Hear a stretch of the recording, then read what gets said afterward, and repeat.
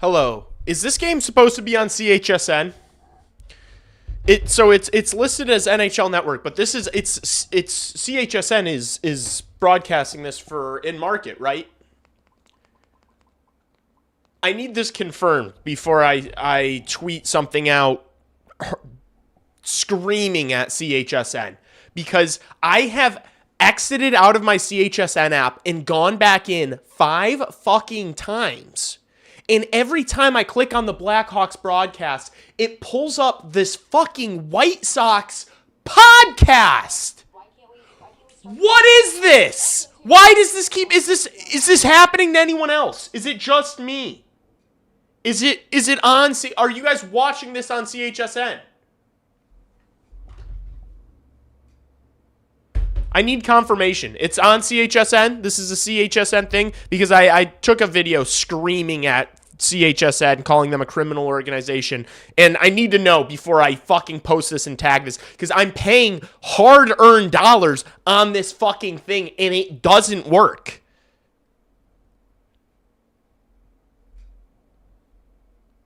I need confirmation. I need confirmation now, chat.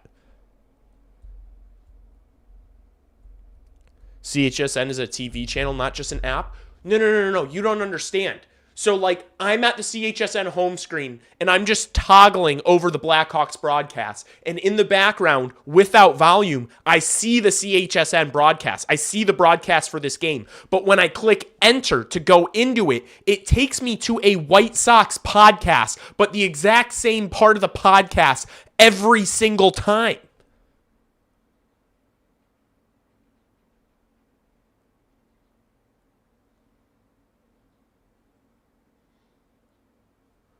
Like, let's try it again. Let's hear. I just clicked on the broadcast. Why can't we start the season like that? Also, too, I think it's going to help that we are on the West Coast a little bit to start the season. We're not playing in the cold weather. So it's going to help the offense. It's going to help the offense. Okay. And they start in Milwaukee, Dome. In Miami, Dome if they need it. Yeah. So certainly warmer weather. All right, there it is. This is the broadcast. This is the broadcast. I'm tweeting this out at CHSN. I've had enough. And we'll see how many of us got the most right or wrong. But this is what I love about baseball. Like, the season can go in so many different directions. And when Murakami hits his 40th home run, I'm gonna clip this off. I will clip it off. I will ask Roger Bossert if I can run around the bases and celebrate my prediction being correct. And maybe I'll have Murakami running with me. Okay, and that is a wrap. So hold on a second before we wrap it up. We got opening day on Thursday. I'm about to lose my fucking mind. I'm about to lose my mind.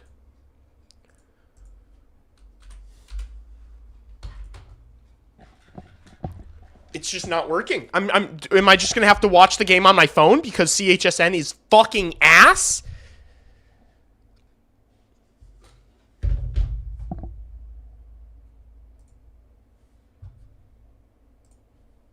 I'm so hot right now.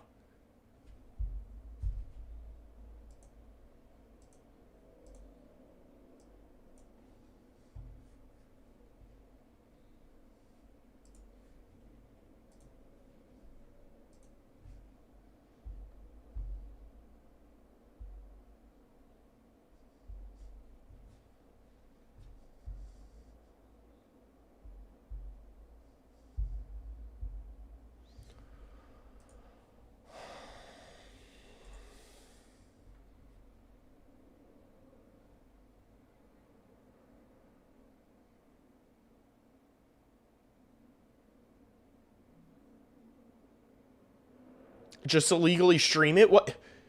I tried it on my phone and it wouldn't launch at all.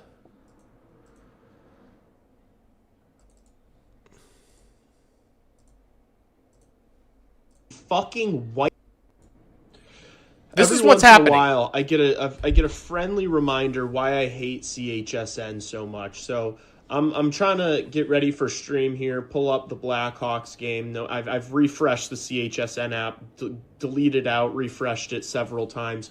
No matter how many times I go into this broadcast, it takes me to a fucking White Sox podcast, and it's making me fucking insane. CHSN is a criminal organization. Every once in a while, I'm losing my mind. It happens once a week. And now, like, I see the broadcast. I see Sam Renzel warming up. And then if I click on it, it will take me back to that fucking White Sox podcast.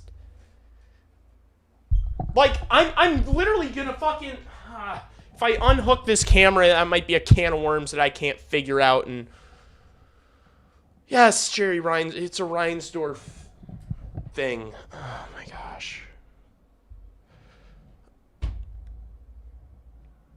I don't know what to do. This is infuriating. I'm just gonna like play. Let's see if it works on my phone.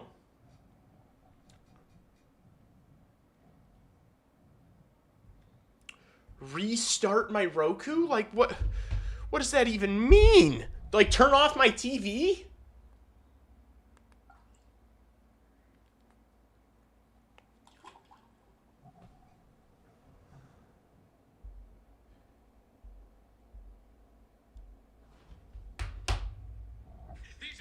CHSN isn't on yet. It's right here.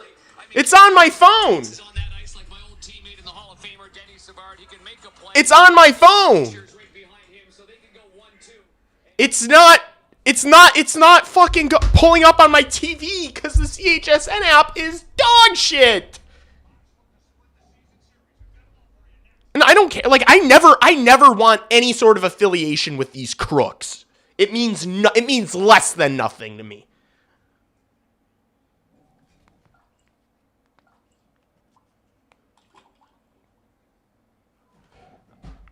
I'm going to try to turn off my TV. Turn my TV off and turn it back on again. Like, I've exited out of CHSN 7 times. Fucking 7 times I've exited out of CHSN. And it's still not fucking working. It's the same broad on the White Sox podcast that's talking. I don't even like baseball.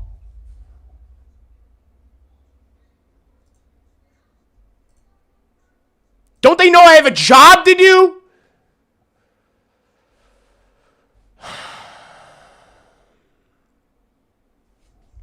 I'm irate.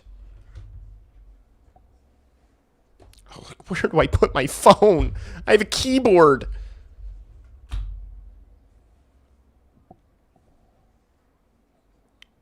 I only get New Jersey coverage. Well, if you're out of market, I can't watch it on ESPN Plus. It says NHL Network anyway. Let's try it again. Let's turn the TV. I want CHSN to know that I fucking hate them. That was the biggest mistake that the Blackhawks have made. I know people get upset over the Levshunov decision, taking Levshunov over Ivan Demidov. The biggest mistake that the Chicago Blackhawks have made over the past 5 years was getting in bed with the fucking White Sox owner and doing the CHSN bullshit. Because it is fucking terrible. It's way too expensive. No one has it. Nobody, hey, Earth to everyone, nobody's watching Blackhawks games. Because it's not accessible. You have to go out of your way. It's like 3% of the city's going out of their way to fucking watch the Blackhawks. No one gives a shit. You have this up-and-coming superstar. You've got this sick young team. And nobody watches the fucking team because CHSN is terrible. Even if you are paying $20 a month, you click on the broadcast and you have to listen to a White Sox podcast. It's a joke. It really is. It used to just be on TV. It used to just be, if you live in Chicago and you have cable, here are the Blackhawks. There you go. That's what it used to be.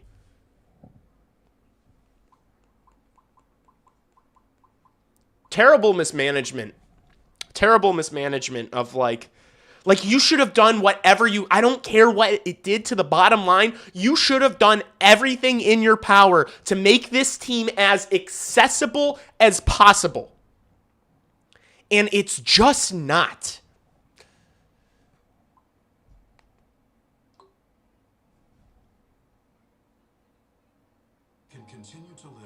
I think I finally got it. I'm leaving that tweet up. I'm leaving that fucking tweet up. Fuck CHSN, man.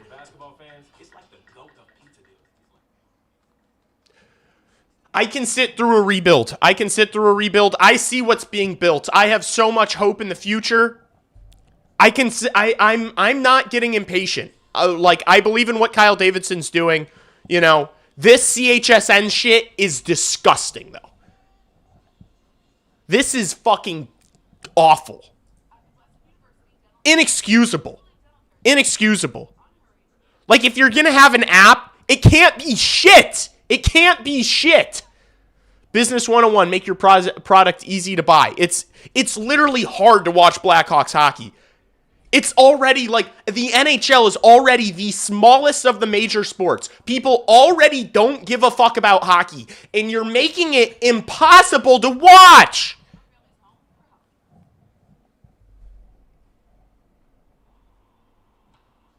Drives me up a fucking wall. Anyway, I wanted to, like, start early and come on here and, you know, now I gotta make sure I'm live because my phone is fucking 5 minutes ahead of my TV. God. Yeah, see, it's like this Roku is 10 minutes behind my phone. Not actually, like 10 seconds, but still. Oh my gosh, I want to pull up the lines. Anton Frendel is playing center. Anton Frendel's playing center. Nick Lardis is on the first line with Connor Bedard and Ryan Green. Connor Bedard is going to be playing the point on the power play. Connor Bedard, we do not have a defenseman playing on the power play. It's 5 forwards. Connor Bedard's playing the point because Artem Levshinov fractured something in his hand a couple games ago and has played through it the past 2 games, and we're all crucifying him. Meanwhile, he was playing through a fracture in his hand. What else? Is that it? Oh, Kevin Korchinski's back in the lineup because Artem Levshinov is out. We have a third pairing of Kevin Korchinski on the left, Ethan Del Mastro, another lefty on the right side. What could go wrong? The tank is in full effect. CHSN is ass, and we are underway. Let's go. How's everyone doing? I hope all you guys have had a better day than I have because I want to kill right now.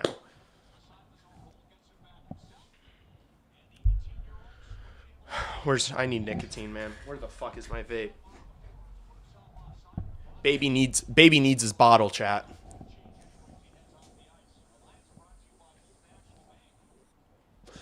New York Rangers got a win today. They're 2 points ahead of us in the standings now. Good to see. Blackhawks firmly in that second from the bottom spot. Lardis makes a nice pass up to Bedard. Bedard into the zone. He looked for Lardis, didn't find him with that pass. This could be a fun game just because the Devils kind of play that like unserious roller hockey, river hockey style of play. That's just kind of, you know, really fluid, trading chances. Please get Kaylee Chelios off CHSN. That is the least of my concerns. That is, I could not care. You guys are watching the pregame? I don't even get to see it because I'm listening to a fucking White Sox podcast for 20 minutes before I go live on stream. You guys are upset about the personnel on the CHSN fucking pregame desk? You guys are watching the pregame? I'm not even watching that shit. I need to be able to see it and listen to it to give you a take on Kaylee Chelios. Kaylee Chelios is fine. What are you, like, what? Like, you go do the job. Like, it's a shitty job. Like, I don't have any, like, is she a genius? Like, no, you know? But she's Kaylee Chelios. Like, who do we want on there? Who do you want on there? Me? Do you want me having an autistic breakdown on there? No, you don't want that.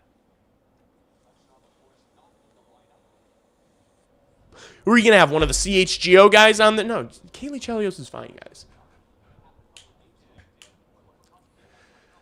when I hear people talk about the Blackhawks and say something untrue, like, you know, because I like to think I have a pretty good understanding of what's going on. When I hear someone like on a broadcast or on a different NHL show say something untrue, I'm just like, huh, that's not true. I'm not like, they're a fucking idiot. Get them off the... It's just like, who cares? Who cares?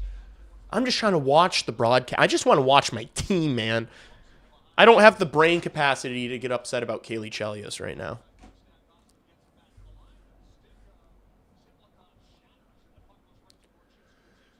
Korchinski to Donato. Chips it into the zone.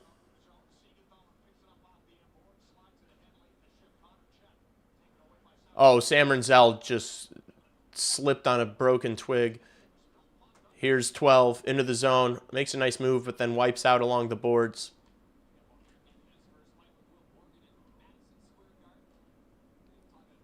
He sure dumps it into the Chicago zone.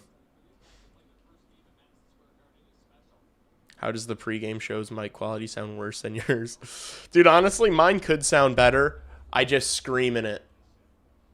To be honest with you. And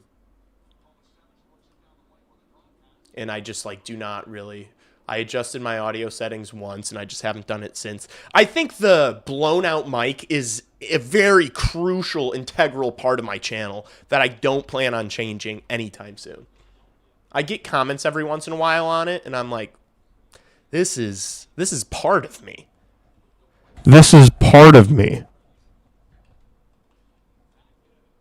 Like, if you're watching my stream with headphones in, that's on you. You shouldn't be doing that. This is not a headphones kind of stream. Jake Allen has no clue where the puck is and just got a free goal for Ilya Mikheyev and an assist for Anton Frundell at center. All right, keep him at center. Sure. Yeah. Anton Frundell at center. Let's go.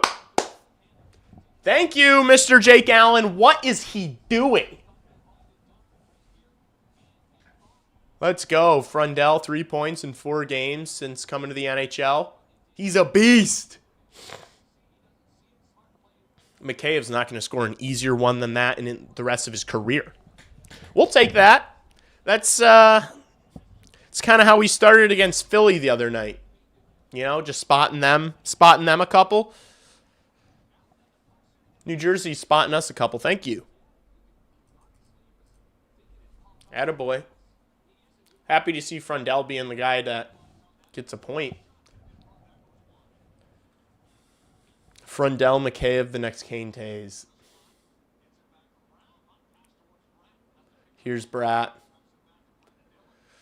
Brendan Dillon plays one off the glass. That weasel, Brendan Dillon. Maybe a 2-on-1. Lardis over to Bedard. Bedard, was trying to find Vlasic, the trailer. Devils send it all the way in the Chicago zone, and they ice the puck. Blast genius. I tweeted out that I didn't really like the timing of this decision to have Frundell play center. Also because I don't really think that his skill set is conducive of a good center. I think he's meant to play the wing, but that's just my opinion. Who knows? It's too early to say for sure. I just thought the timing of it is kind of weird. Because, like, look, if you wanted to see him at center before next year, I understand that. But why 3 games in? You know? Like, are they... Oh, what a good look for Nazar! Allen makes the save. Puck's still in the zone. Rims all the way around. And, Burakovsky falls nicely to him. Here's Frankie through the legs! Oh! He goes through the legs, and Allen gets a piece, and it goes wide. Frank Nazar with a couple of fantastic looks on that shift. Not able to score. Not able to score. Oh, man. I don't even remember what I was saying. Oh, it was about the Frundell. Good save by Knight. It was about Frundell playing center right now. I just think you give him a few more games. You can give him a few games at center, but, like, do it at the end of the year. No? Like, do it in the last couple games. unless you're planning on having him play center for the rest of the year, I think this was a bizarre time to do it after you get pumped in back-to-back games, and then, you know, Levshunov has to sit out, so you have to bring Korchinski in. You got 2 lefties on D. You're trying out Bedard on the point on the power play. Like, why do all this stuff right now? Or why do the Frendel thing right now? All right, here's Del Mastro, shoots. It hits traffic out front. Good possession here from this fourth line. 12 keeps it in, shoots one on net. Allen makes the save. Gives it over to Dougie. Devils really struggling here early. It'd be nice if we could get another goal. Here's Frendel, picks it up, finds Mikheyev. Mikheyev hard rims it for Burt. Oh, they call that offsides. What was that? I can't believe Bruce Cassidy, of all coaches, got fired. I can. Message got stale. They got a cup out of him. Message got stale. That team's been ass. That team, look at the personnel on that team and look at their spot in the standings and how many points they have. They've not been good. They needed a jump. When you have a team this good that struggled as much as Vegas has, and you're gearing up for the playoffs, and it just hasn't gotten better, you got to energize your room. You got to energize that group. Vegas went all out this year, you know?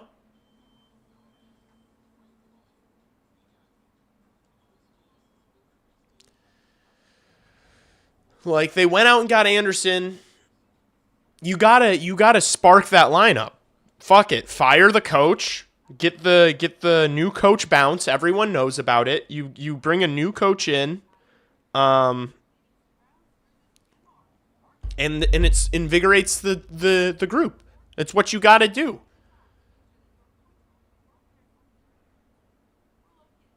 The Vegas Golden Knights were not going to, had literally no chance of winning the Stanley Cup this year if they just stood pat and they just did the same thing. If they just kept the same guy behind the bench, same group, and just went into the playoffs like this, they weren't going to win. They wouldn't have even gotten through Edmonton. And that was probably the wake-up call. Edmonton beat them the fuck up the other night. And so you fire the coach and bring in John Tortorella to light a fire under their asses. People are scratching their heads. It's bizarre to me. It's like, what are they? They got a cup out of the guy, and it's not been good enough since. That organization is cutthroat. They want to win every year, which is what you should expect from your organization. You know? You should want your organization to want to win that bad.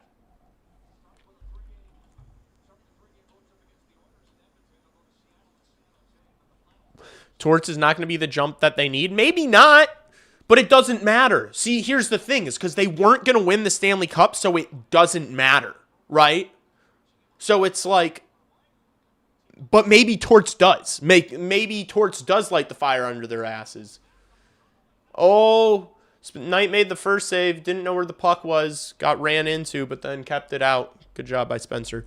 Look, it's a veteran team. They're not a bunch of, it's not like a young team like the Blackhawks. Like John Tortorella on the Chicago Blackhawks would make no sense. That is a contender filled with veterans and stars that need a jump. John Tortorella is not bad. He's not a bad option for the situation that Vegas are in my opinion. Bruce will get another job. He is not coming here. Yeah, no way. I would not want Butch Cassidy behind the Blackhawks lineup, behind the Blackhawks bench with this young group. Can you imagine? Can you imagine Bruce Cassidy with fucking Artem Levshunov? That would be a nightmare. Here's 98. Spinorama finds Green. Green, drop pass. Shot comes in. Allen makes the save. Jeez. Connor Bedard, man. Unreal. Bruce Cassidy should be nowhere near Artem Levshunov, all right? Those are not two. That is not a meeting of the minds I want to witness. Torts is going to get them to a first-round exit. So was Bruce Cassidy. They were going to lose to Edmonton in the first round.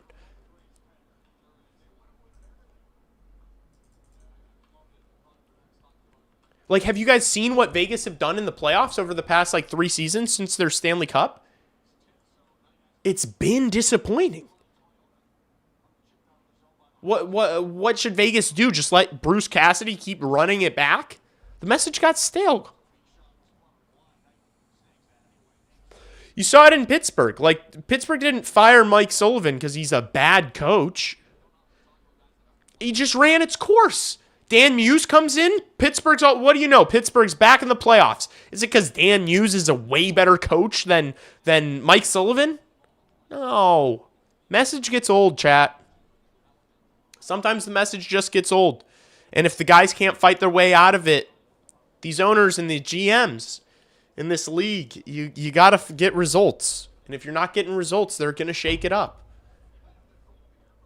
Because we see time and time again. I mean, look at what happened with fucking Columbus. Columbus was in the shitter at the bottom of the East. They fire their coach and just bring in this veteran old head coach. They bring in Bones. And what do you know? They snap off fucking 13 wins in a row. It's how it works, chat. It's how it goes. That's baseball. That's baseball, chat. Ball is ball. Don't hate the player, hate the game. That's just how the game goes.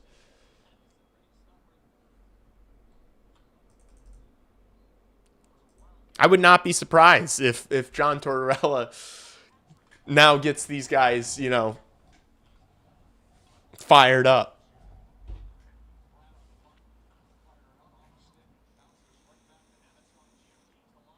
Saw something, Lee. Do you think Vellucci or Sorensen need to get replaced behind the bench? Plash is a good coach, and then Pekka is a genius assistant. No, because which of those guys? Who's in charge of the penalty kill? Is Jeff Blashill in charge of the penalty kill, or is that who's the special teams has been good? I don't have any problem with the coaching staff. The Chicago Blackhawks are going to take a massive 15-point jump in points from last year to this year. I'm not upset at the coaching staff. I don't think the coaching staff needs to get changed. Here's Donato into the Devils zone. Shoots. His shot gets blocked wide. Puck still in play. Devils move it forward.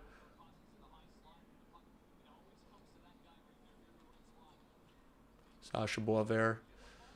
Boisvert's just got to get faster, man. It would have been nice if he could have had a full body check there, but he just couldn't catch the guy along the wall. Teravainen dumps it in for Slaggert to chase. Oh! Teravainen almost found Boisvert in the middle.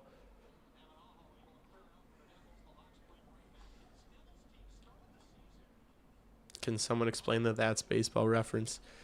It's from Jordan Schmaltz, who's Nick Schmaltz on the Utah Mammoth, his brother, Jordan. He was a former first-round draft pick who was a bust and had injuries. And so he's not in the league anymore, and he just podcasts. And he just, every sentence, he just says, that's baseball. It's just that's life. That's how it goes. That's baseball, The way the cookie crumbles, that's baseball. Oh, brutal. Kaiser tripping. That was rough. Stick went straight into the skates.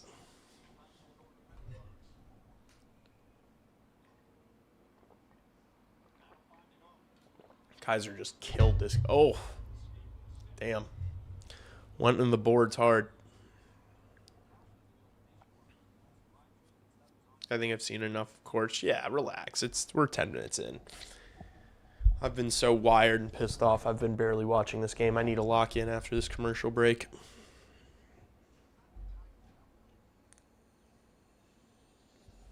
Let me see if I can pull up a good That's Baseball reference for you.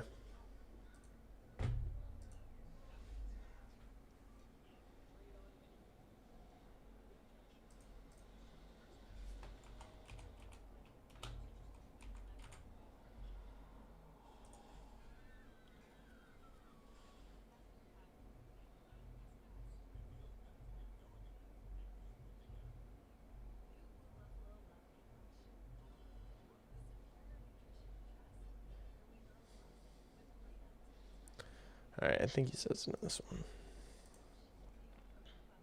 It was kind of funny, like make the decisions, then you got to wait, and then you're at the Olympics. You're like, oh shit, really hope we did this right, and, and we did. So it was a lot of fun, a great experience, and I'll never forget it. Billy, when you're having those hot stoves and maybe the rouge is flowing or the whiskey, and you're trying to make these decisions on certain guys, does it ever come to blows where, a guy is lobbying for one player and, it turns into kind of a motherfucking match? Or is it pretty, do we keep it gentleman's code? Or does it ever get heated in those and for the right way, obviously? Yeah, it was martinis.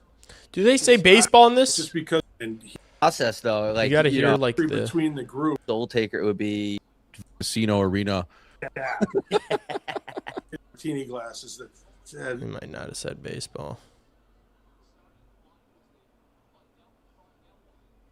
Sully's quote after, late night, and you can't go into this high stakes, and I love the analogy. I mean, it's great. You just can't have too many or any milk drinkers. And all right, I can't find it. We'll find it in intermission. You get the picture. I don't care enough. Oh no, off the draw. Devils get an amazing chance. Goes wide. Heischer with the puck behind Knight. Over to Jackie Hughes. Back to the point. Luke fly, and they score. Damn. Devils score. Get a touch of that on the way to the net. Looks like it. Puck gets deflected from the point.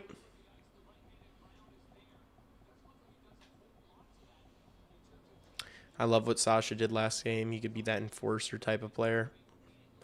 If that's all he is, that's a little disappointing. Frundell's a center. Bedard, Frundell, Nazar is a 6 center core. Guerin is a classic drunk uncle. Frundell played more wing than center.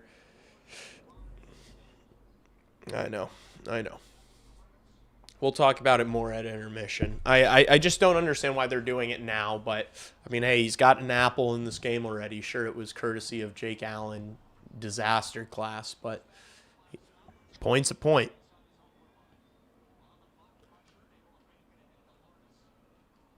Lardis, nice pass over to Kaiser. Ugh. I don't really love Nazar as a 3C. I mean, if Nazar ends up being a 3C, that's a fantastic thing. Like, you need an elite third line. The Florida Panthers' third line in this last Stanley Cup run was probably their best line. Like, you need that Lundell, Listerine, Marchand line was like the best line in the playoffs. Like, you need, you do need an elite third line now. You can't, it's not a top 6 anymore. It's a top 9. If Nazar ends up being your third C, that's an awesome thing. I just don't think Frundell is going to be a center long term. I don't like, he's not like a play driver. He's not like a facilitator like that, I don't think. Like, I think his skill set's best serviced on the wing. But that's just my opinion. They want to get a look. I understand wanting to get a glimpse of it and just like seeing what he can do. My whole issue was just like, why now? Like, why do it now as opposed to like the final 4 games of the season? Unless you're planning on having him play center for the rest of the year, why would they do it now after the past 2 games have been fucking brutal? Korchinski over to Mickey. Back to Korch. Makes a nice pass. Here's Mikheyev. In the zone for Bertuzzi. Del Mastro spins away, passes back to Korch, and it bounces on his stick, and he's got to take it out of the zone.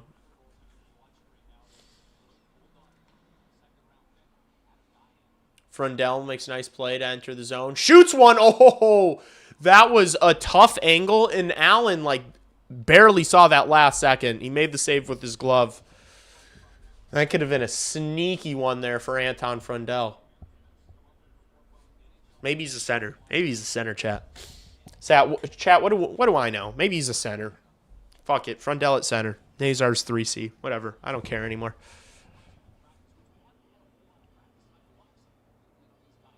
Jeff Blashill experiment. I really think it's pressure from Kyle Davidson in the front office. I think this is what the organization wants. I don't think Jeff Blashill is just like, you know what? I want Anton Frundell to play center right now. I really don't think that this is just a sole Jeff Blashill decision. Like, that makes no sense. Jeff Blashill was like not playing Korchinski and was playing guys like, you know, Matt Grzelcyk earlier in this, like, just a few weeks ago because he like wants to win. Like, Jeff Blashill was refusing to play Nick Lardis further up in the lineup, you know? Like, I don't think Jeff Blashill's like, you know what, let's have this kid who's played... Oh, Hawks score! As I'm fucking yapping! Is it Frankie? It's Frankie! Bang! Let's go. It's him. Do you see that? You see that face he made in the scrum there? Kaiser dumps it. Berkey gets there. Frankie working down low, carries it up high. Back down the boards. Donato behind the net. Burakovsky comes out and helps him. Donato makes a nice feed. That's nice. Hockey NATO to Frankie. Let's go.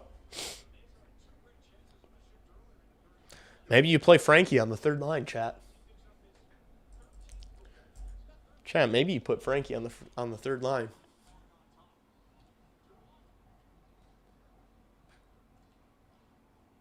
Devils go D to D in the Hawks zone. Nice stick lift there by Lardis. Great defensive play there by Lardis to take that puck. Man, he is a dog. He's a top 6 player. I've seen enough. Nick Lardis is so good. Here's Bedard. Flips it over to Lardis. Lardis patient. Tries to rim it. Devils pick it off and get it out. Vlasic moves it up the wall. Devils dump it right back in. They got to tag up, though, so Spencer Knight has time to settle that down. Here's Vlasic behind the net.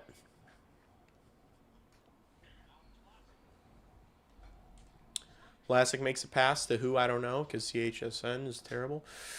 Boisvert coughs up the puck. Devils move it out. Hamilton dumps it into the Hawks zone. Korchinski first there. How does he do? All right. Slaggert there to kind of help him out his D. Good work by him. Teravainen fails to get it all the way in, but it kind of rolls, so we're good. And this is going to be icing by the Devils. Just some sloppy breakout passing from NJD right now. I'm honestly not unhappy with the Donato contract. I feel like you guys, and now I know this is hard because I don't know if you've said different things, a giant walrus, but when Ryan Donato's not playing well, I have people in my chat just like clamoring for him to get shipped out and bought out and people yelling at KD for that contract. But then he makes a nice play and we're like, you know what? The Ryan Donato contract's pretty nice. If nothing else, Boisvert seems to work hard. Well, he better. Boisvert.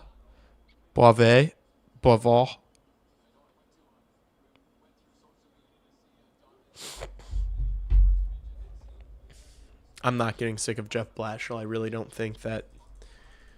I don't think that some of these decisions are like just his and his alone. I think the organization wants to see things from some of these young players over these last few games, and so Jeff Blashill's just obliging and putting them in those spots. Like these games don't matter. Like realistically, chat, these games don't matter. It's not even about winning or losing. For me, it's just like we've gotten our faces caved in back-to-back games, so I don't know if like that was the time to get cute and like try a guy at a new position who's only played in the NHL for 3 games. That was my issue. It wasn't like we're not going to beat the New Jersey Devils here if we play Anton Frundell at center. Like it doesn't matter. It's just I questioned it, but it's gone fine so far. See how it ends. Rinzel misses the pass, but it goes all the way behind the New Jersey net. Here's Ryan Donato. Back down below the goal line. Burakovsky helps him out again. Nazar's looking to strike. Ooh, puck bounces to him again. Good pass from Nazar. Del Mastro to Burakovsky. Back up to Nazar. Nazar's got room. Shoots! Where's the puck? Still free. Burakovsky gets back on it. This line's been great. Del Mastro with a one-timer. Del Mastro again. Over to Korch. Korch looking for a stick. Doesn't find one. Donato throws one back towards the New Jersey net, and the Devils finally get it out. It's going to go for icing, is it not? No, it's not. They wave it off.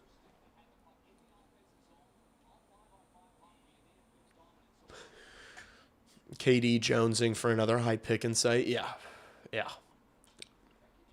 I mean, it's not bad, all things considered. Like, you definitely, I'm sure KD is looking at this season as like mission accomplished as far as like team success. You know,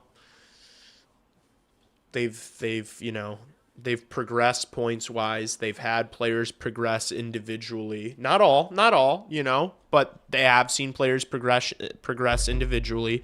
And so now it's like you sell at the deadline. You're going to miss out on that Florida pick. So go out and get a fucking top 2 pick and see what you've got with all these young guys. See what they're good at, see what they struggle at, see what you got, see what you don't have, and go empty the clip this summer as far as drafting and maybe trading goes. Maybe you go out and make a big trade, acquire someone. Who knows, man? I know that's Kyle Davidson's perspective here. And so, yeah, I'm not watching this and I'm like, Jeff Blashill's got to go. Like, that's like, trying to think of a good analogy. It's like blaming the wrong people for, you know, and like, you know, when people blame like the federal government for something, but it's like the deep state overlords that are actually making the decisions. It's like, you're wrong about you're upset about the wrong thing. You know what I'm saying? It's kind of like that. We're getting upset over Jeff Blashill. Jeff Blashill's not, you know.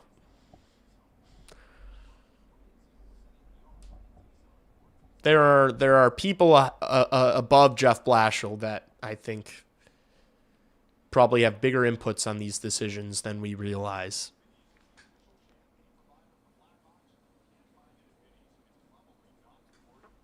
I had a conversation with someone who knows a little more than I do about a lot of stuff as far as, you know, the Blackhawks and the NHL.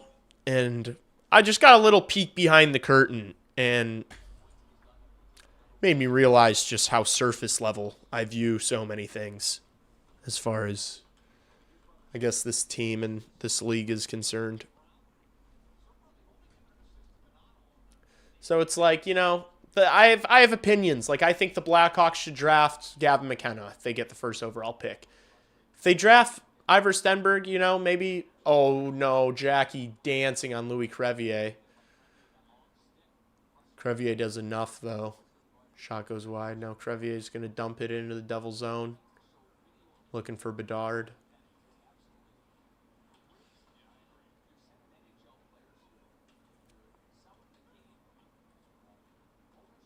Here comes the Devils. Jack Hughes. His pass gets deflected. Good stick there by Sam Rinzel. Rinzel retrieves the puck. He's going to hold it behind the Blackhawks net. Passes it to Teravainen. Over to Kaiser now. Kaiser sends it deep into the Devil zone. Allen plays it. Does he miscue this one? No. Good work by Teravainen along the wall. Oh, Slaggert almost would have had a chance there to center that to 12 to Sasha. Oh no. Dangerous puck there. Just glanced across the Blackhawks crease.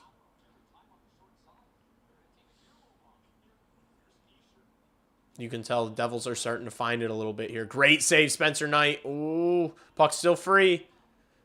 Good stick there by 12. Boivin carries it out. Drop pass over to Kaiser, who these guys wanted to get off the ice. Kaiser's going to wait it out and then give it to someone and get his ass off the ice.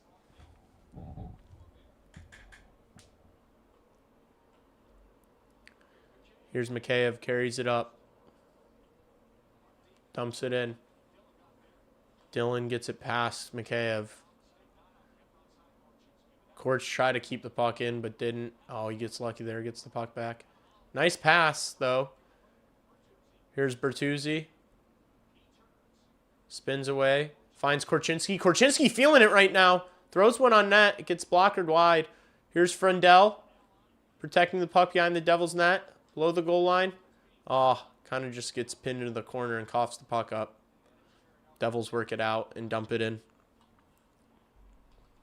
That was a good play by Korch. Korch looked good on that shift. That quick out pass that he had in his own end to Frendell in the neutral zone, that was nice. And then that play in the offensive zone was good too. Good shift there by Kevin Korchinski. Very assertive, you know. Very, decisive. That's going to do it for period 1. Hawks up 2-1. Kind of a sloppy period from both teams, but I think that favors us. I think sloppy hockey is good for us. That's kind of our game, right? Good period, especially from Frankie. Yeah, he was on it. Maybe Frankie's just that guy that just you put him on the third line and he absolutely feasts against that kind of competition. And maybe that's another thing that you kind of take from this Frendell experience at center here, chat, is even if you come to the conclusion that Frendell's going to play wing and you're probably not going to give him more time at center next year, even if that's your conclusion, maybe you're we should really try to get a second line center here because Nazar worked excellent on the third line, you know? I still think, Chet, can I be honest with you? I've had a thought recently about Oliver Moore. I feel like Oliver Moore, if you're going to move a promising young player, I do think Oliver Moore probably makes the most sense. I really do.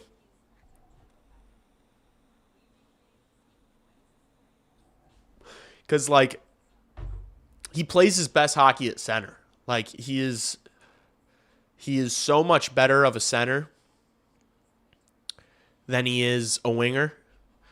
And if you're already going Beds and Nazar down the middle, do you want to go Beds and Nazar more down the middle? You know? If you've already got two small, speedier guys down the middle, do you really want your third line guy being that?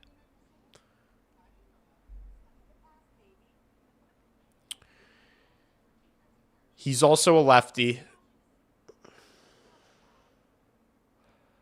Just thinking about who else they have. What I've seen from Nick Lardis, I'm more sure of Nick Lardis being a top 6 player than Oliver Moore. I like Moore as a 3C, but you have to acknowledge the fact that teams don't win. This is the tough truth, and I've had arguments with people about this on Twitter. I can look past Bedard, Nazar, you're 1-2. I can look past it if Bedard is a top 2 or 3 player on the planet. It shouldn't matter the size as much if your offensive output is just that great. But it's harder to look past Bedard, Nazar, Moore, 1, 2, 3 down the middle. Do you want a Mason West, AJ Spellacy, Sasha Boivin, those types as your bottom 6 centers? Do you want 3 undersized, finesse, perimeter guys Nazar isn't as perimeter. I shouldn't put that label on Nazar. Nazar goes to the dirty areas. He attacks the middle of the ice. He goes net front. I don't know if the is that the makeup of a Stanley Cup winning team where your top 3 centers are all under how tall is Oliver Moore?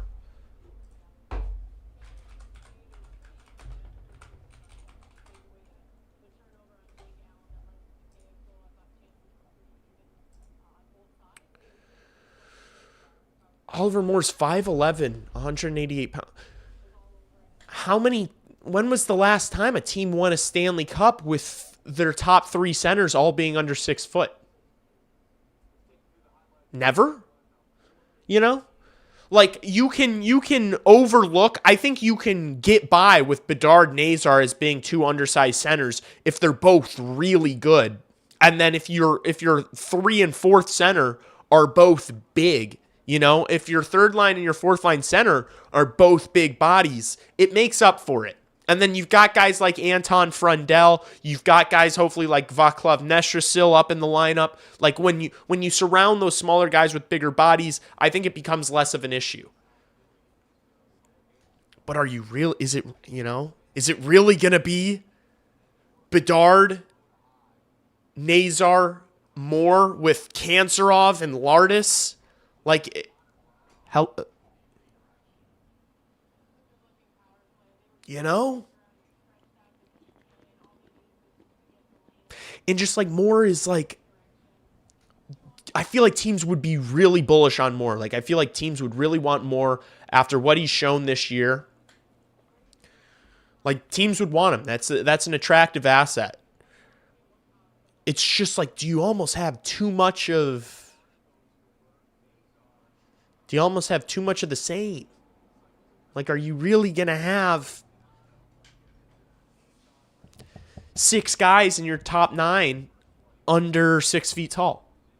And I'm not, and you guys know me, I'm not one of these height merchants who's like, oh, this guy can't be good. He's shorter than Van Acter's 6'1". But what is Merrick's Van Acter's role? What are you expecting him to do? Is that a 3rd line guy?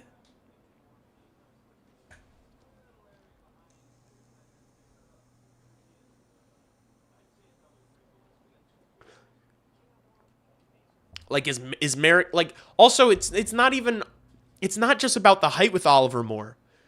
I don't know if he has does he have jam? Like, have you guys gotten that vibe from really, and that was something I was thinking about earlier. It's like, Connor Bedard is a shit-talking piece of shit that gets in guys' faces. Like, you need that. You need that to win in the playoffs. None of these guys, like, even if you're losing, talk a little shit, you know? Like, you need to see some of that bite. Like, why do you think Florida traded their fucking farm for Matthew Tkachuk, you know? Why do you think Florida traded as much as they did for Matthew Tkachuk?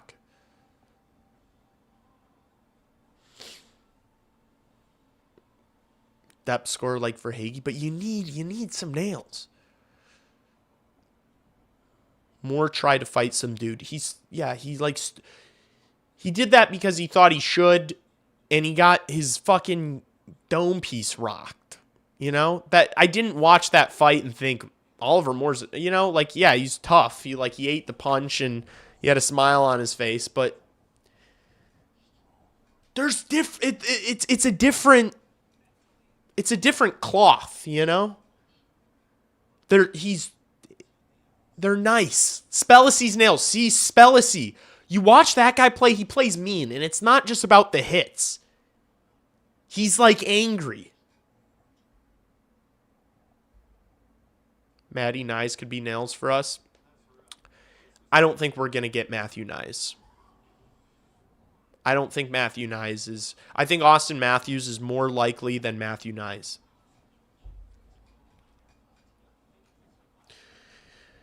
I agree. I think Matthew Nyes would be great. I wouldn't hold... I'm not holding my breath for that anymore. Green is probably a better hockey player than Moore, but Moore is such an explosive skater.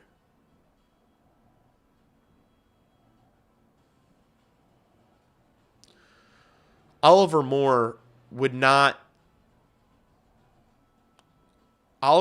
for Matty Nyes would not be close to getting the deal done. It would probably take 3 other assets that you don't want to give up plus Oliver Moore to get Matthew Nyes.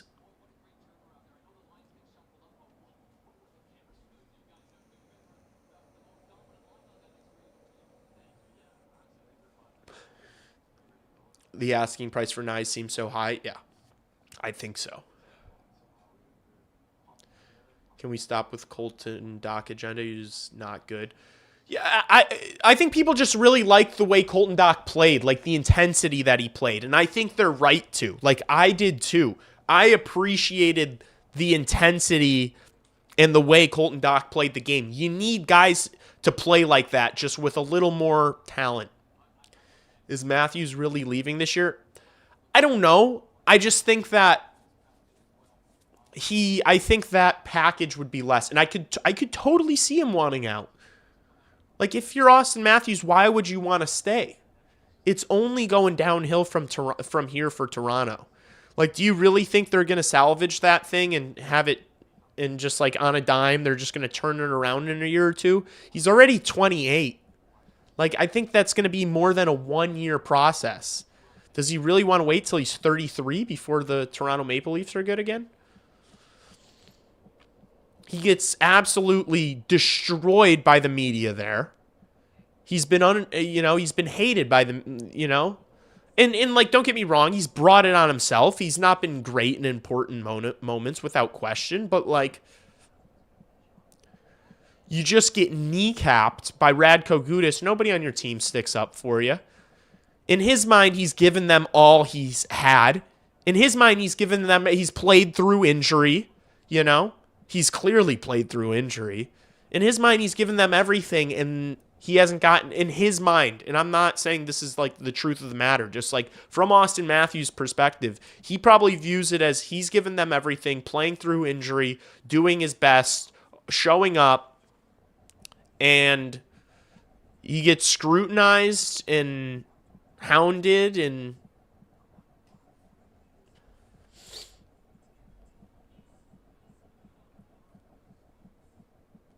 I feel like the hate on Moore is a little much. I'm not hating on Oliver Moore, man. I'm not hating on Oliver Moore. I like Oliver Moore a lot. It's just you're going to have to get rid of a couple of these guys. Like, the Blackhawks lineup in 2 years is not going to be Roman Cancerov, Oliver Moore, Nick Lardis, Connor Bedard, Frank Nazar, Anton Frendel, Vaslav Nestrasil, AJ Spellacy, and in Merrick Van Acker and Jack Pridham. That's not going to be the lineup. They're going to move some of these guys. They've got a lot of guys that kind of do similar things. Okay. Florida's first 2 seconds. More Boisvert and Korch probably gets you Nyes. I don't think so. I don't think it does. I don't think it does. But maybe close. Maybe it gets you in the door. Maybe. I don't know. I've just like I said, I've heard some things this week, and look, and you got to understand from Toronto's perspective, like if they're going to start a little mini rebuild or retool or whatever this is going to be, Matthew Nyes is 23 years old on a great contract for the next 7 years. You can rebuild this and have Matthew Nyes at the forefront of it in 4 years, even in 5 years, Austin Matthews, you can't. His deal's up in 2 years, coming off of a knee injury. 28 years old, like 5 years older than Matthew Nyes.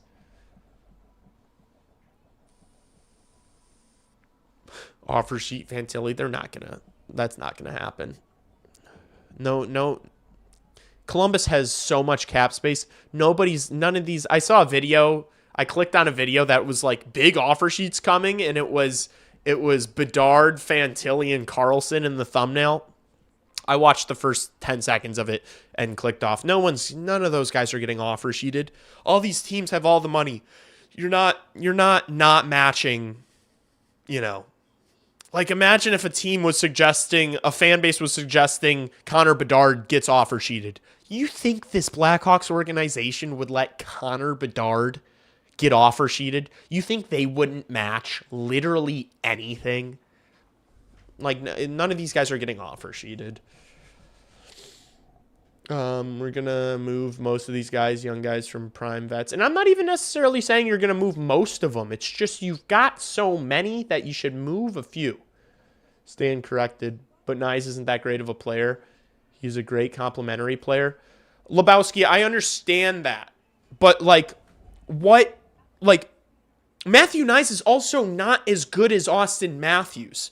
But you have to factor in all these other truths. Like, in a vacuum, yes, Matthew Nyes is not worth all those assets. But when you have a market like Toronto that needs to be competitive like they do, that has a fan base as big as and insane as them, and you have this player that is, you win with guys like Matthew Nyes, right? You win with Matthew Nyes in your lineups in the playoffs. That's how you win playoff series. You have that under the contract, as young as he is. You don't give that up. You can't give that up unless a team is willing to overpay for it. Let's not pretend like Nyes is Brady Tkachuk. Yeah, and so it's like, that's why I'm out on Nyes. Like, look, we heard from Elliot Friedman that they were shopping Nyes at the deadline. We heard a couple of teams, including the Blackhawks, were interested. Why do you think none of those deals happened? None of those deals happened not because nobody offered anything, but because the offers were not high enough.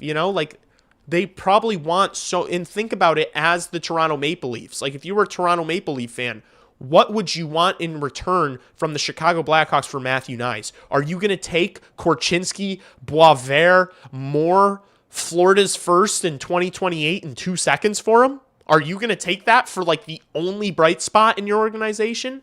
I wouldn't take that. If Roman Kanserov was 6 feet tall, people would be talking about him like the next Kaprizov. I think he's 6'1".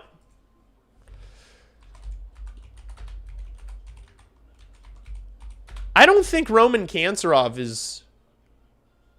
I feel like whenever I see him, celebrating... He's listed as 5'9". I feel like that can't be true. I feel like he doesn't look that short.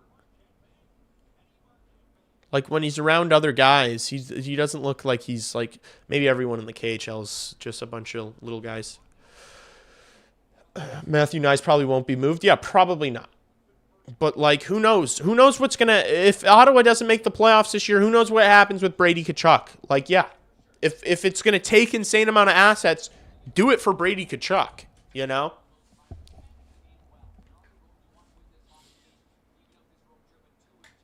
I do think that Austin Matthews, even Brady Tkachuk, Jason Robertson, Robert Thomas, I think all those guys are probably more plausible at this point than Matthew Nyes.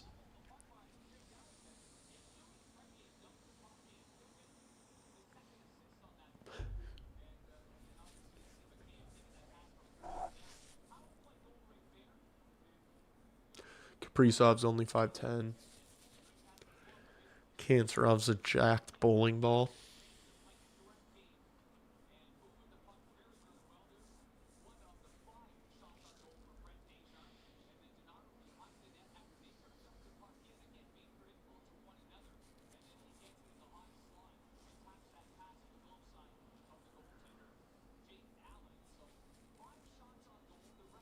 There are guys on his team that are listed at 5'9". He's clearly taller. Yeah, I think he was probably listed at 5'9" on draft day. I think he was probably listed at 5'9" in the combine. I don't think he's 5'9". I'm going to text someone who I know talks to him and see if he knows.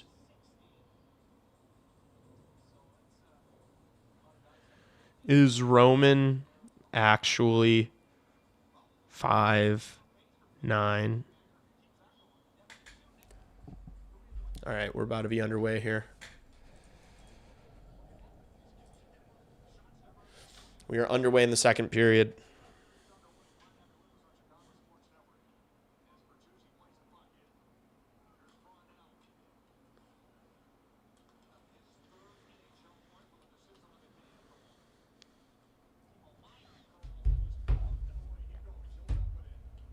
My wet paper towel is heavier than Corch.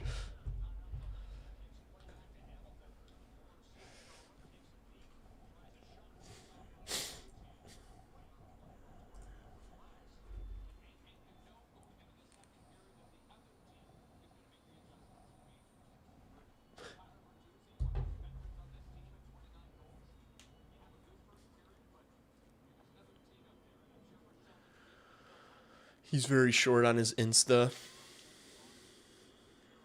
Why would Brady or Matthews greenlight a trade to the Hawks next year to be in the United States? Because they're on the up, because they have direction, because they have cap space, because they have the assets to make a trade for them. Not a lot of teams have the assets to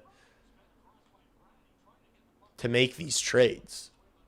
Here's Bedard. He's in on a breakaway. Maybe. Oh, no. He wasn't going to get away from Bratt. Damn. Try to get it over to Lardis. Broken play. He kind of just pounced on that puck. Uh-oh. Now Devils are on a 2-on-1. Jack Hughes with a good look. Spencer Knight makes the save. He was ready for it. Geez, these teams, like I said, just kind of trading chances back and forth. Both kind of getting opened up and exposed a little bit. Bedard tries the backhand one through the neutral zone. That gets intercepted. Here comes Jack Hughes. Jack Hughes around Crevier. Gets the puck poked away from him. Knight covers up. 18-32.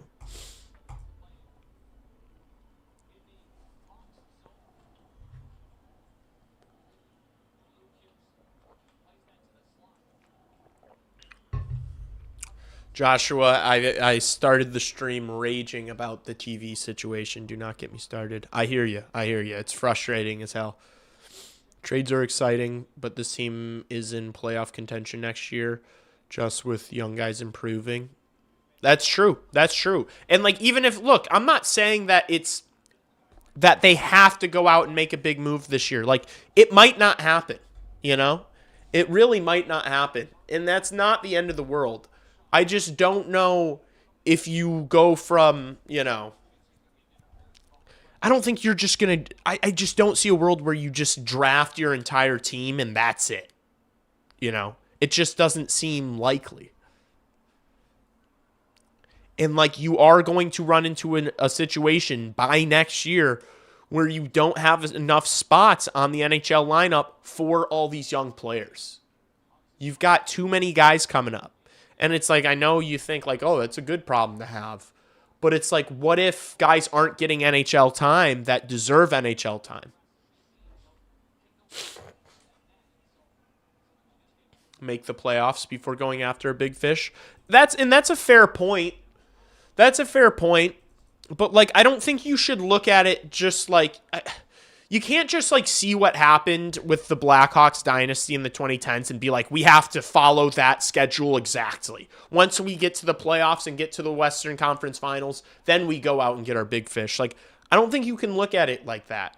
Like, if you've got all your ducks in a row and you've got all these assets stacked up and a star becomes available and you have the assets to make it happen, I think you should do it.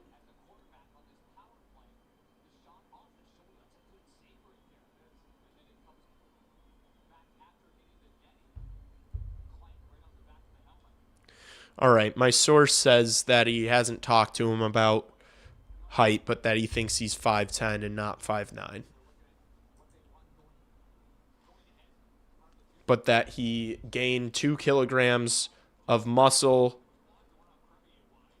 over this past offseason. And that's believable, the way some of the hits we've seen him make this year.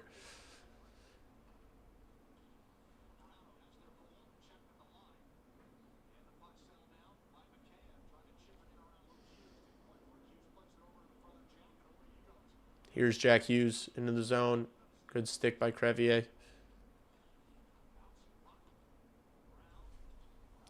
See if he sure keeps it in. Back to the point. Luke Hughes over to his brother Jack. Jack behind the Hawks net. His pass goes over Brat's stick and it gets out of the zone. Minute left on the kill.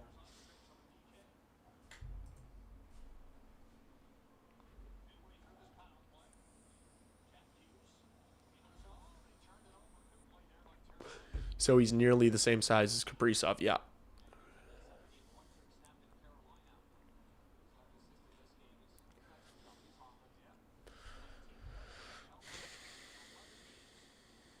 So he's closer to 5'10", 180 now.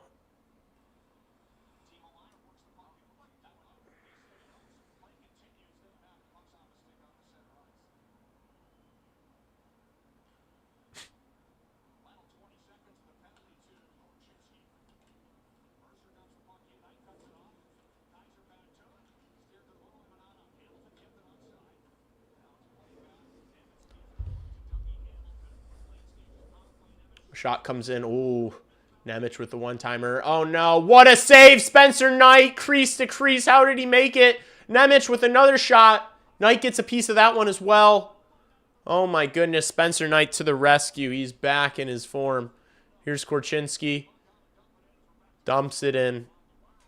Hawks go for a change.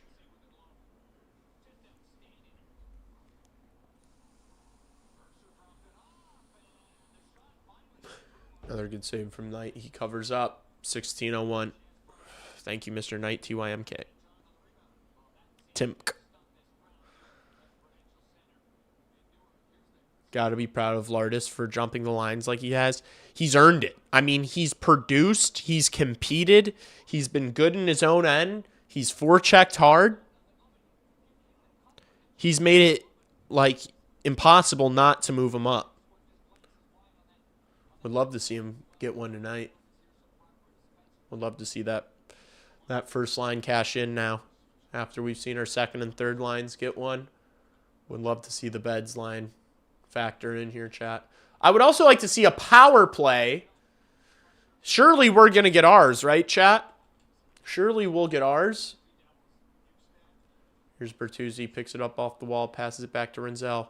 Rinzel opens up and moves it up the ice. Hawks aren't able to get it all the way deep, so New Jersey's coming the other way. Both teams kind of playing hot potato with the puck, passing it back and forth.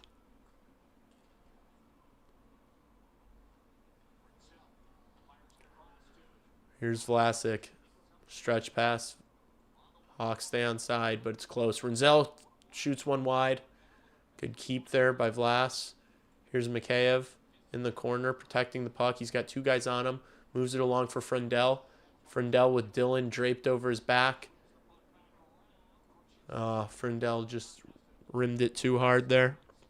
Got past both guys. Here's Nazar. Prods it along for Bertuzzi. Over to EDM. Del Mastro to Bertuzzi, who tries to smash it across. Frankie picks it up on the right circle. Good pass. Donato, toe drag release. Oh, gets blocked. New Jersey gets it out. Here's Korch. Good breakout pass. Finds Burakovsky into the zone. Burakovsky mishandles the puck for a second. Devils take it. No, he gets back on it. Here's Nazar. Donato jamming it. Puck behind the net. Burakovsky. Backhand across the zone for Rinzel. Ooh. Rinzel and Kaiser. Oh, geez. Kind of skating on top of each other. Rinzel's shot got through. Allen made the save. Burakovsky to Nazar. Nazar enters the zone. Really good stretch here from the Blackhawks. Back-to-back good shifts in the offensive zone. No grade A's, but getting pucks to the net, getting in the zone, getting set up. Good to see.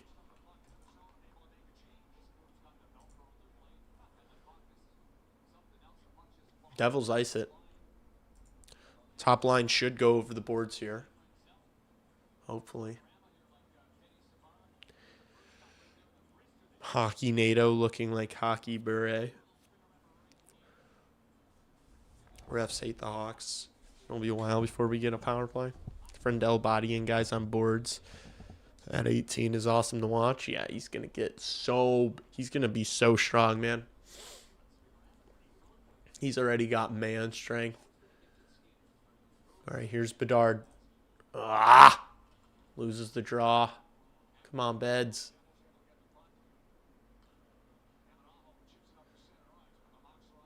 Devils turn it over. Hawks get back on it.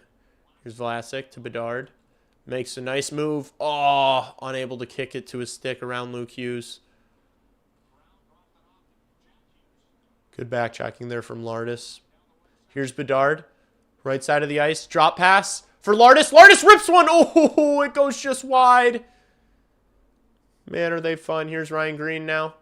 Loses the puck along the wall. Jack Hughes gets it. Carries it out. Good poke check from Alex Vlasic there. Crevier spins away. Looking for a pass up the ice. Makes it now. Doesn't connect. Jack Hughes into the Hawk zone.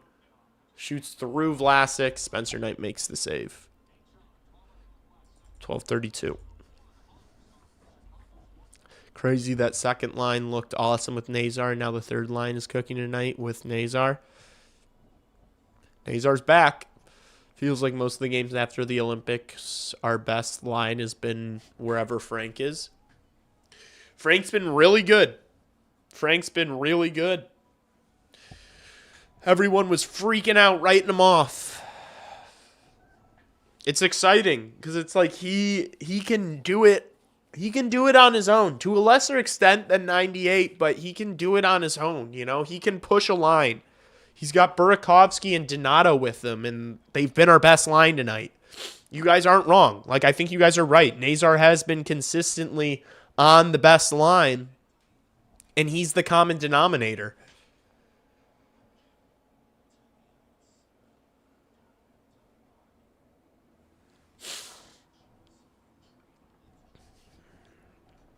I say if we're not near playoff contention next year, fire Blash to the effing sun. Yeah, I think something will happen. Like if they're out of it by the deadline, you know, like I think some heads are going to roll. They're going to have to, you know, because like even if the owner likes the general manager, the general manager's going to have to do something and pin it on someone else. And so it could be the coach, but I don't think it's going to happen. I think we're going to make the playoffs next year.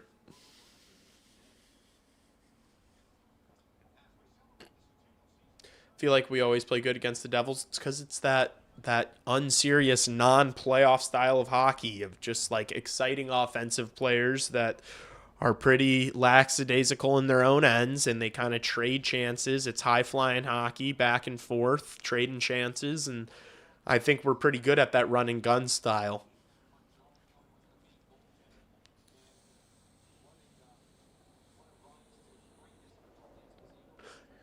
Devils have also just been bad this year.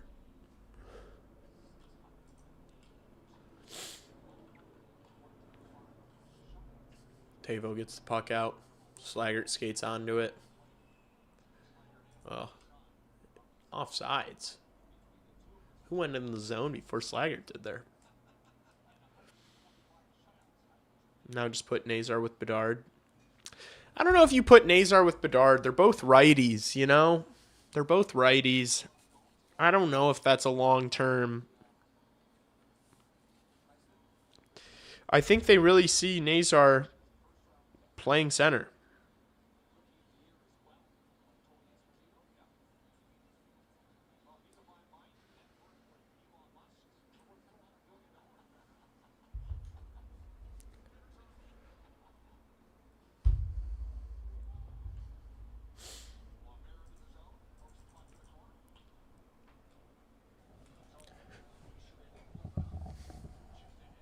Here's Teravainen. Shovels one into the Devil's zone. Keeps it in. Boisvert. Devils carried it out. Uh-oh. 2-on-1, maybe Meyer. Oof. Completely just sailed that thing. Did Knight get a piece of that, or did Meyer just fucking hit the netting with that shot? Oh, he got a piece of it with the glove. I see. I was like, did Meyer just fucking send that thing into the stratosphere? Kyrie's a guy, good player, not really a needle mover. Burke on first line is enough to hate on Blashill unless it was for tank purposes. I would love Kyrie on the Hawks, but we need a number one defenseman first. I don't subscribe to this necessity of a number one defenseman. Like, if you really want a number one defenseman, go out and get Adam Fox this year. I don't think Adam Fox is going to be sticking around New York much longer. But I don't think that's really, like, the need. Like, I think that just... Oh, here's Bratt. Oh, looking for a tip-in from Connor Brown. Didn't find it. Puck held in by Nemec at the point. Over to Dillon. Pass misses him. Crevier picks it up and over to Vlasic. Vlasic makes a nice pass and Burakovsky can carry it out. Donato streaking towards the net. Burakovsky's got space. Gets over to Crevier. No. Crevier deflects it out of play.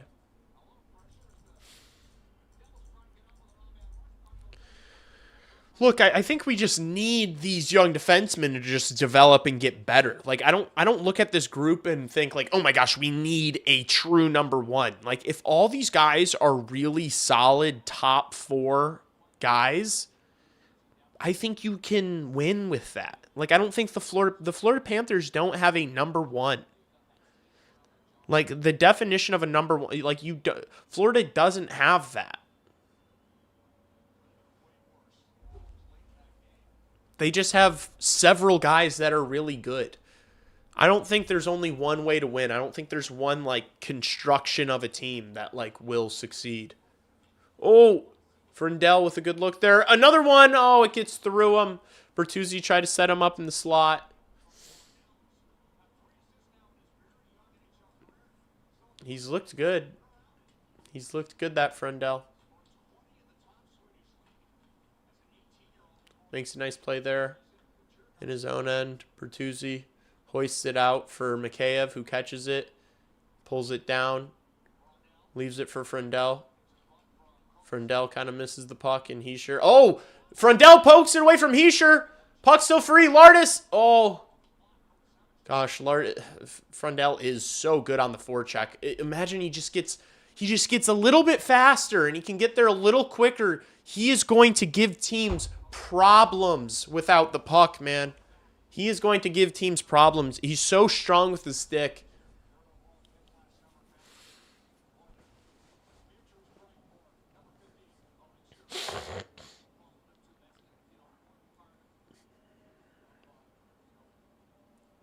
Never did anything on the Rangers. If he was good, I think he would have won something. Adam Fox won a Norris Trophy.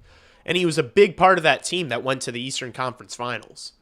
Like, yeah, he didn't win a Stanley Cup, but, like, most teams haven't won the Stanley Cup over the past 10 years. You know what I'm saying? I don't think a guy not winning a Stanley Cup, like, makes him not a really good player. I don't think Adam Fox is, like, top of the line, but, like, he's closer to a number one defenseman than anything the Blackhawks have, you know? I didn't like him in, like, best on best, you know. I didn't think the U.S. needed him or missed him. But just because you're not a top 6 defenseman for the U.S. doesn't mean you're not, like, elite or really good.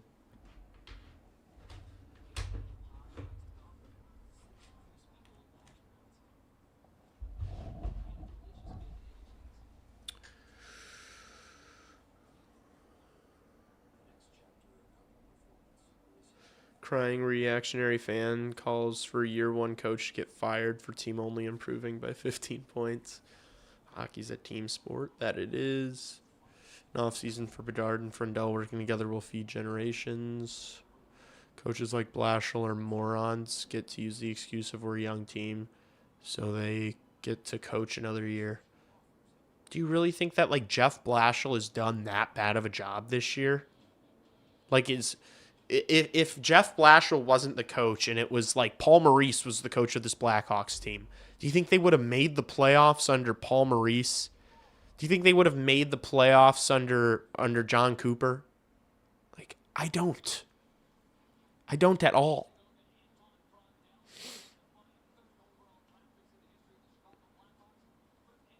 Adam Fox going to cost us $12 million. I'm not worried about it. Dude, money is not a concern for the Chicago Blackhawks, especially over the next few years. It really isn't. They've got all the money in the world. I don't think he'd cost you 12. What's he making right now?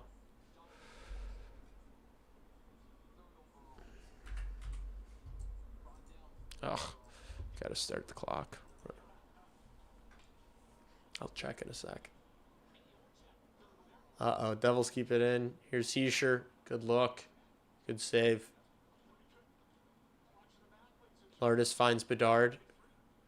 Bedard wipes out. Gets back up to his feet. Gets it over to Green. Lardis! What a play! Oh, man. He ran out of real estate.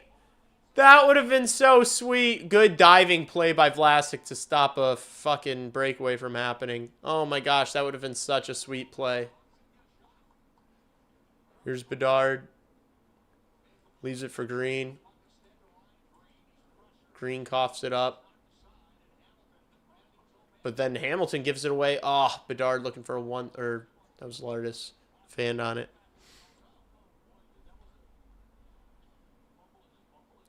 Teravainen picks the puck up, but then gives it away. Damn, I want to see that again. Bedard's so insane. Falls to his knee, gets up, gets the puck over to Green. Great pass from Green to Lardis. Oh, man. And then he just didn't shoot. He just waited, and then ran out of real estate. Bummer.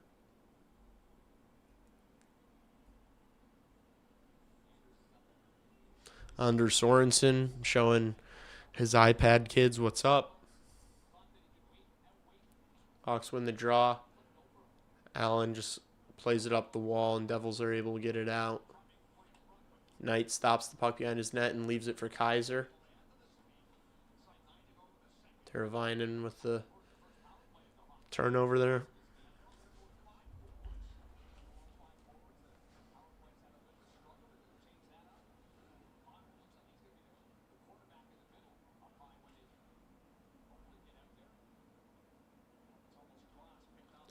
Teravainen with,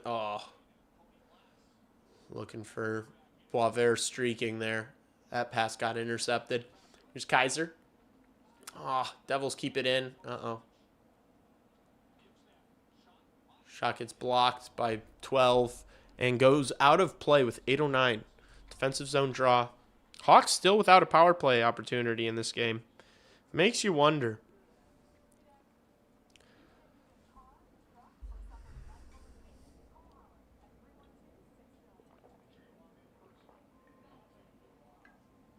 They didn't draft him number 2 overall to not be better than Fox. I mean, I think if you draft Artem Levshinov and you think he's going to be Adam Fox, you're happy with that. Like, he won a Norris Trophy.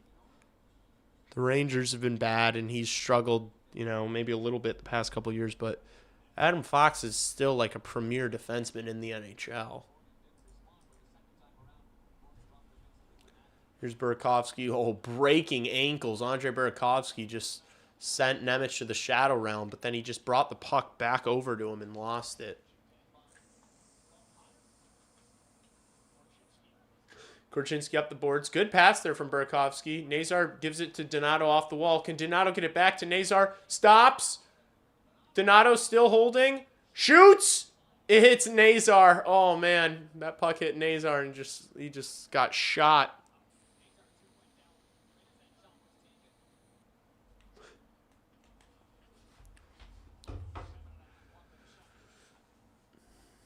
Hawks move it up.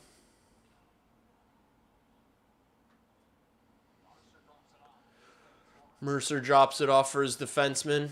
Dylan looking for a stretch pass. It hits a body and kind of deflects all the way over to Spencer Knight, who snags it out of the air. That was a really good pass there from Andre Burakovsky to get out of the zone through the legs.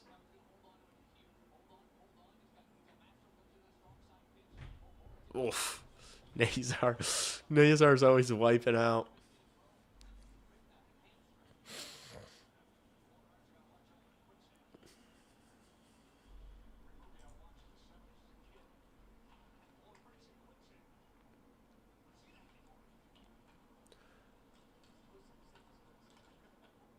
Puck battle in the Blackhawks zone. Del Mastro up to Mikheyev. Uh-oh. Puck just hit Korchinski's shin pads. Devils dump it right back in. Heischer and Mikheyev battling. Puck gets through Luke Hughes and out of the zone. You could definitely argue that Adam Fox has been better than Miro Heiskanen, especially at points in his career.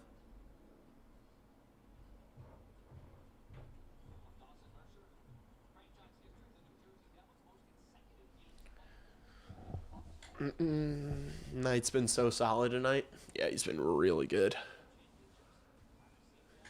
Devils already with 27 shots quietly. Jeez. It's a fucking shooting gallery. They're going to hit 40 tonight.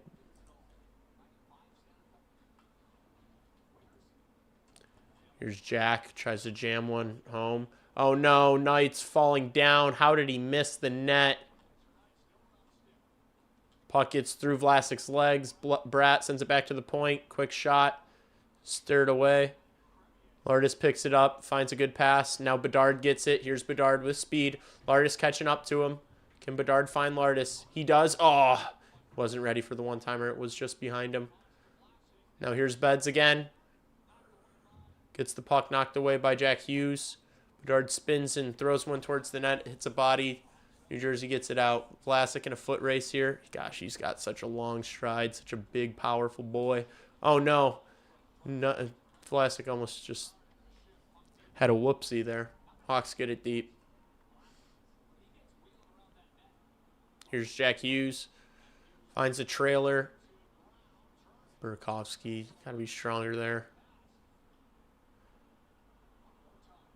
Dylan over to Brown. Uh-oh, he's got Burakovsky on his, nipping at his heels. Oh my gosh, how is that not off? Hughes turns it over. Donato moves it up for Kaiser. Nazar and Kaiser battling for the puck. Come on.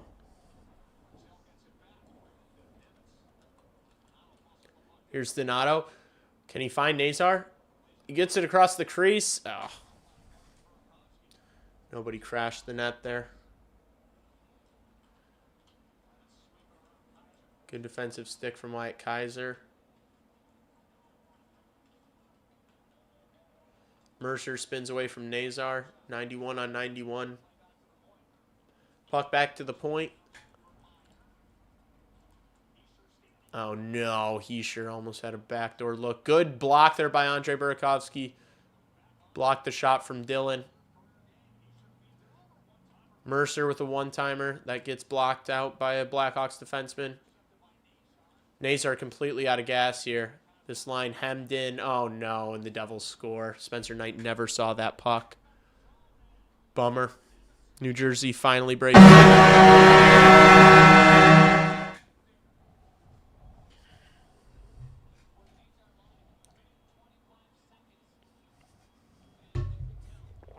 I think Levshinov's going to be above average. I think Levshinov will be great. Oh, Kaiser just screening Knight, and he knows it too. Hunches over immediately. Bummer. Never saw it. Nemec absolutely rips it. Bummer. Bummer, bummer. 2-2. Tie game.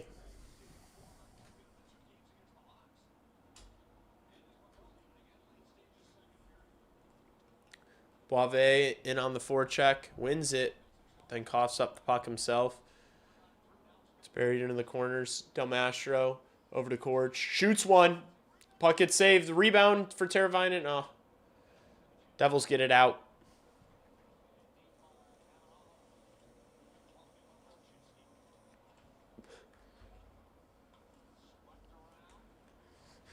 These guys are just so easy to kind of beat up in the corners. Puck gets held in at the line for New Jersey. Good poke check from Korchinski. Teravainen picks it up along the wall. Uh-oh. Gives it to Korch in a dangerous area. He does well there. Now Del Mastro into the Devil zone. To Frendell. Frendell traps it in the corner. Teravainen takes it away from him. And couldn't find a pass. New Jersey works it out. Into the Hawk zone now. Bratt cuts back away from Frendell. Here's Bratt. Oh, wow. What a kick save from Spencer Knight going the opposite direction. Knight's on his back. Puck's still free.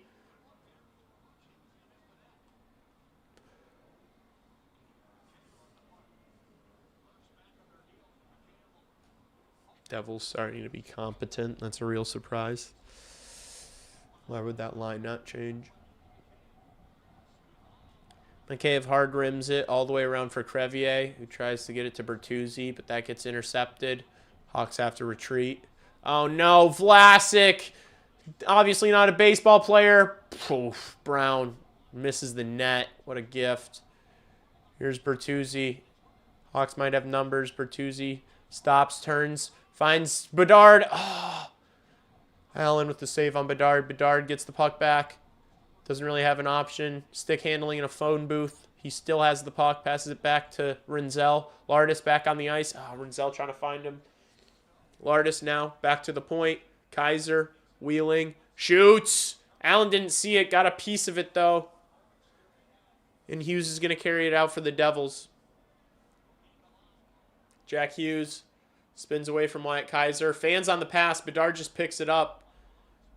And his pass goes behind Rinzel, so he wasn't able to take it in stride. Lardis, 2-on-1. Lardis shoots. Oh, man. Allen got a piece of it. Went for just under the glove. Bummer. Another good look for this line. Lardis has had his chances tonight, man.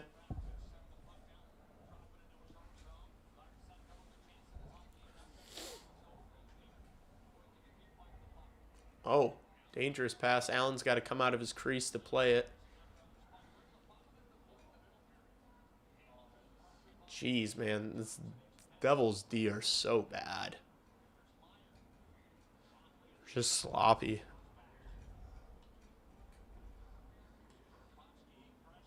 Burakovsky can't get it out of the zone. A turnover. Again in his own end. Good stick by Crevier using that reach. Allen plays it. There's going to be icing by the Devils. Yeah. Nice.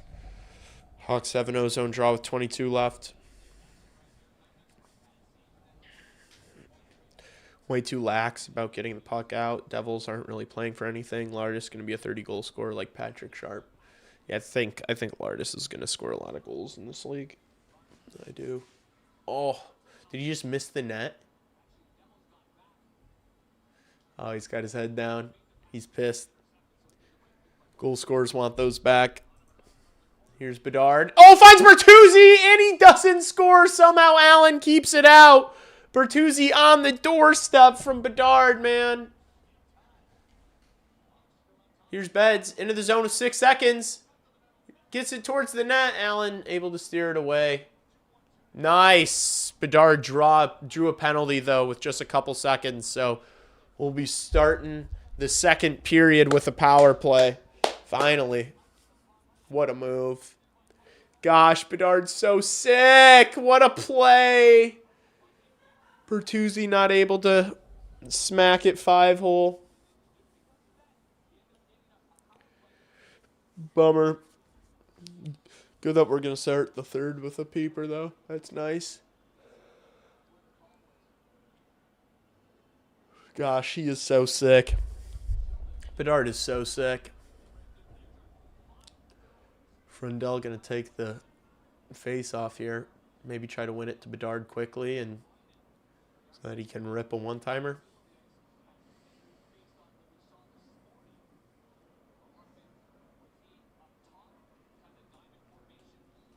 2.2. I don't know if there's even enough time.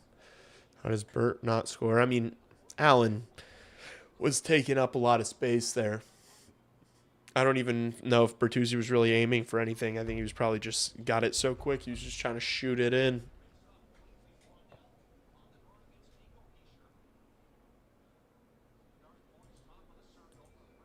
Oh my gosh, Stripes. Just drop it. Just drop it, buddy. Frundell gets tossed, so Bertuzzi comes in. Oh my gosh, they actually get one towards the net. Allen makes the save. All right, we're going to be heading into the third period with basically an entire power play. So that's nice. We'll take that. We'll take that.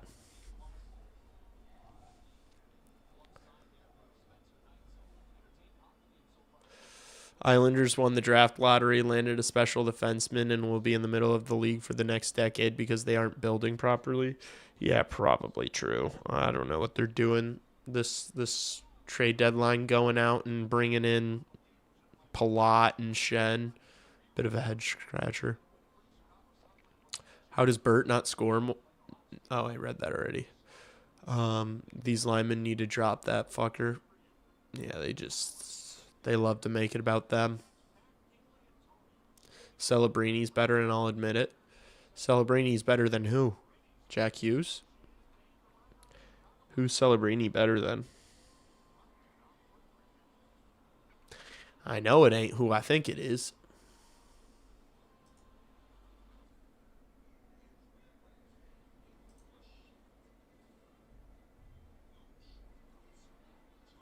Yeah, whoever said that Adam Fox was going to cost the Blackhawks $12 million, I'm not really sure what you were on about because he's making 9.5 until 2029, 2030. So he wouldn't cost the Blackhawks $12 million. He would cost them 9.5 for 3 years, and I'd be willing to guess that he might not be making more than that on his next contract.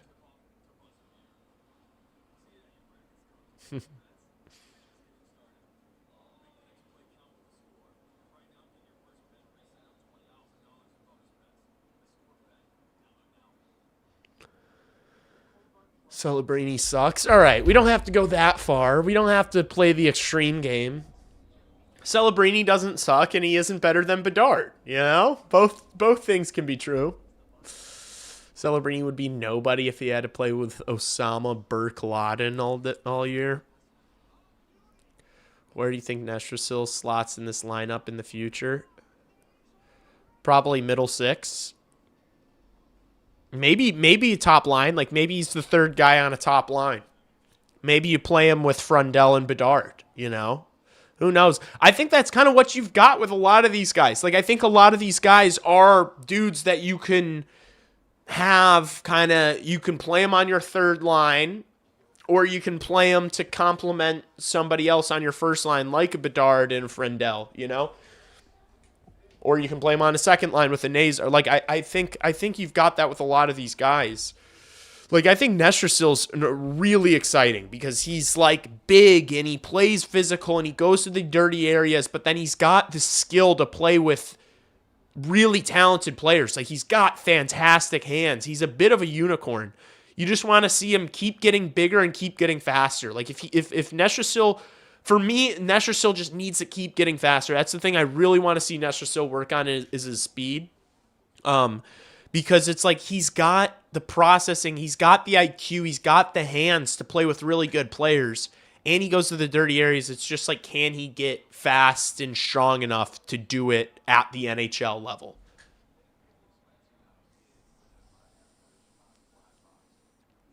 Nestersil or Van Acker. I'm not going to lie. I haven't watched any of Marek Van Acker this year. I really have not. I have watched Nestersil. I've done a tape review.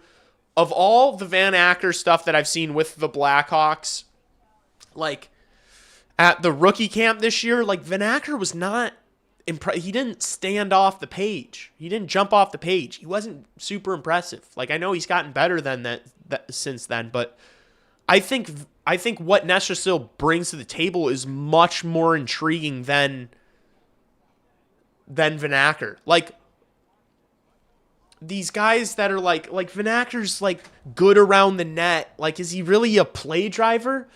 Like, he's been scoring he scored a lot in the OHL this year, but like, does that make you think he's going to be like a really good NHL player? Like, Lardis was different. Like, Nick Lardis scored 70 goals for the first time in over a decade. You know, like, that was like, okay, this is something unbelievable. I think that Nestersil's style is like very conducive of being good at what I don't even care about being good in the NHL. I care about winning in the playoffs. Like, Nestersil, that play style, the way he plays the game, the things that guy does, that's how you win come playoff time. You go to the front of the net. You're a piece of shit, you know? You use your body. You compete for the middle of the ice. That's how you win come playoff time. It's not these guys that are like kind of perimeter and good, you know,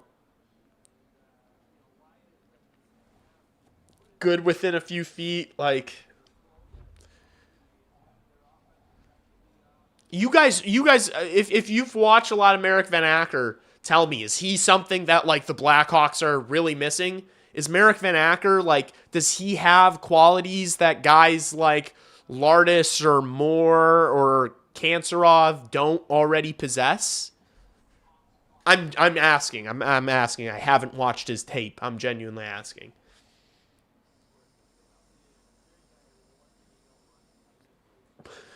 A simple speed and shoot player, but like, here's the thing is like, having a good shot in the OHL is like different. Like, your shot has to be, your wrister has to be super elite, or it has to be, or you have to disguise it well, or you have to have like a really good one-timer, especially if you're talking about like being a top 6 player. Like, is his shot any of those things, or is it just like good enough to score a lot in the OHL? Like, Roman Kanserov's shot is not. Roman Kanserov has a good wrister, a good one-timer, but he doesn't disguise it super well. He's just he can kind of just do a bit of everything like above average. And so like, I think that will work out. But like, is Van Acker's release even as good as Roman Kanserov's? Like, I know it's not as good as Lardis's. So it's like, is the playmate, like, what is Van Acker really good at? What is he really good at? Or is he just like another solid middle 6? And that's what it seems like. Like, it seems like we've got a bunch of solid middle 6, maybe depth contributors. You only have 6 spots in the middle 6. Is Marek Van Acker a guy that you guys think, like, we need to save a spot for? This Marek Van Acker guy, we need him instead of player X, Y, or Z.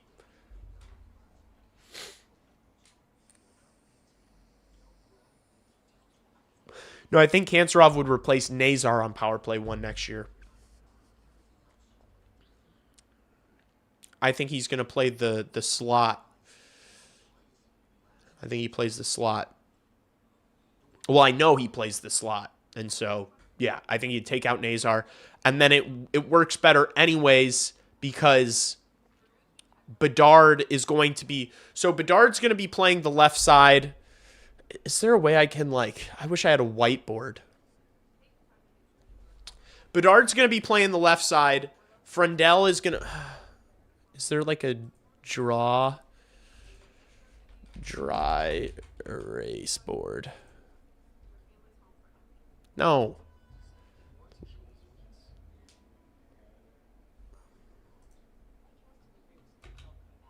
Website? No, I don't want an actual dry erase board. What am I looking for? Like, I want to be able to draw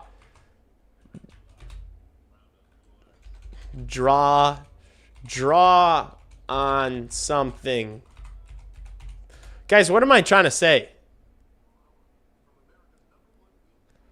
Guys, I want a whiteboard to, like, write on. MS Paint?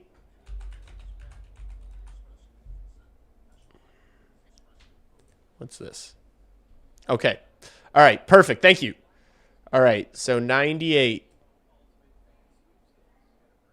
is going to be on the left side. 15 is going to be right here. Bert, 59, right? 59, Bert. Am I tweaking? Is that not Tyler Bertuzzi? What's Tyler Bertuzzi's number? Why can't I think of Tyler Bertuzzi's number? Probably 55. And then Kanserov. So right here is 91, right? So we've got oh wait, you guys can't even. I need to scroll. I need to move this down. You guys can't even see it all the way.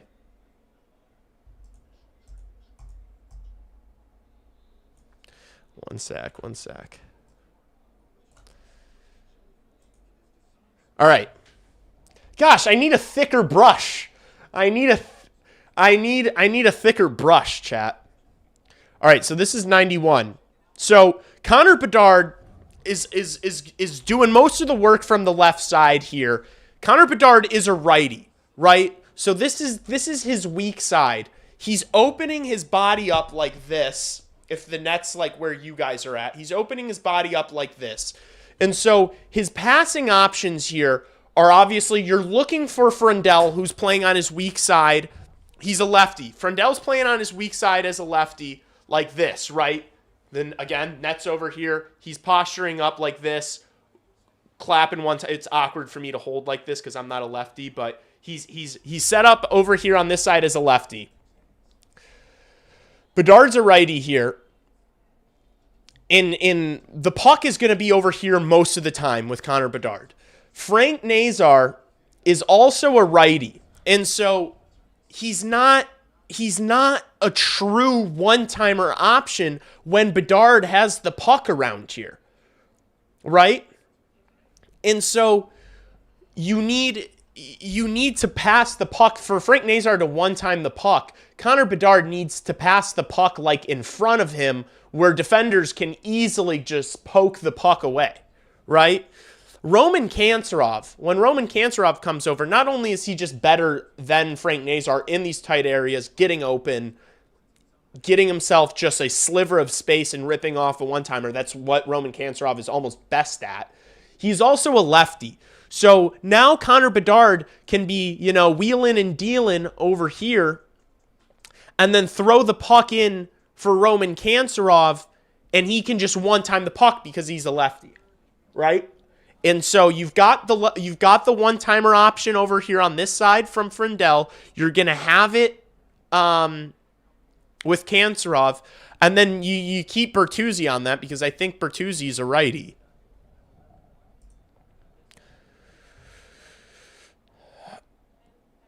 Oh, no, Bertuzzi's a lefty. See, you want a guy that's a righty. You want a guy that's a righty in the bumper playing the net front. So maybe you take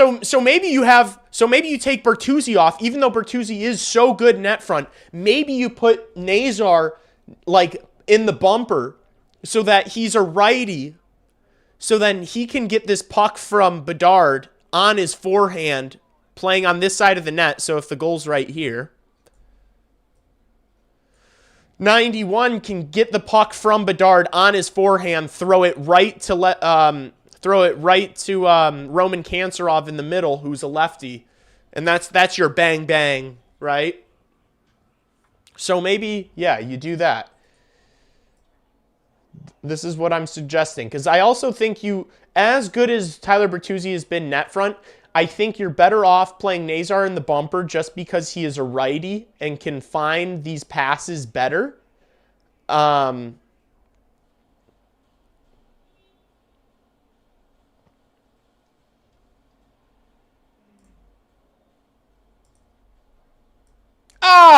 shit. What the fuck was that? I didn't think it was going to make the whole... You guys know it. I give up. I give up. You guys know what I was saying. You guys know what I was saying.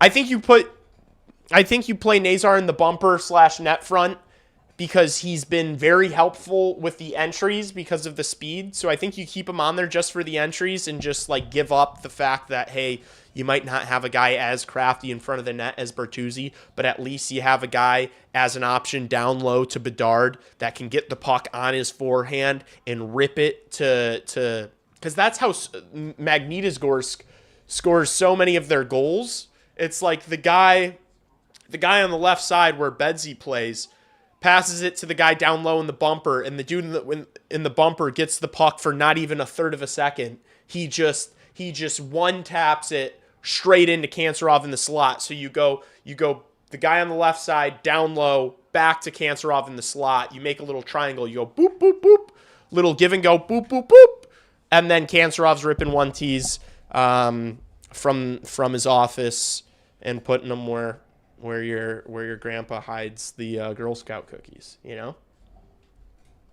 So, Lee Grossman, broadcast genius. Yes, thank you. You're not getting this anywhere else. Yes, very high quality broadcast. Thank you. Control Z to undo. Well, I raged out and quit out of the website already. So, a little late. I can't believe Ryan Donato's younger than Tyler Bertuzzi. That kind of messes my brain up a little bit. I have to go to the bathroom really bad. Control Z back button. Thank you guys. I wish I just looked at chat a little earlier than I did. That probably would have been very helpful. We have like 2 minutes left, maybe less than that. I have to piss like a racehorse. I will be back in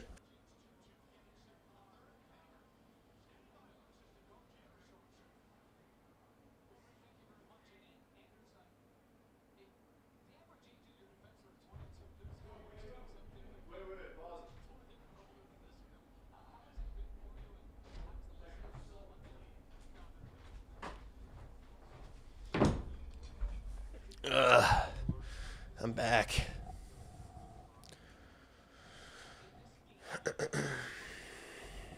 The quickest shot going east to west is a one-timer. But do you guys see what I'm going with on that?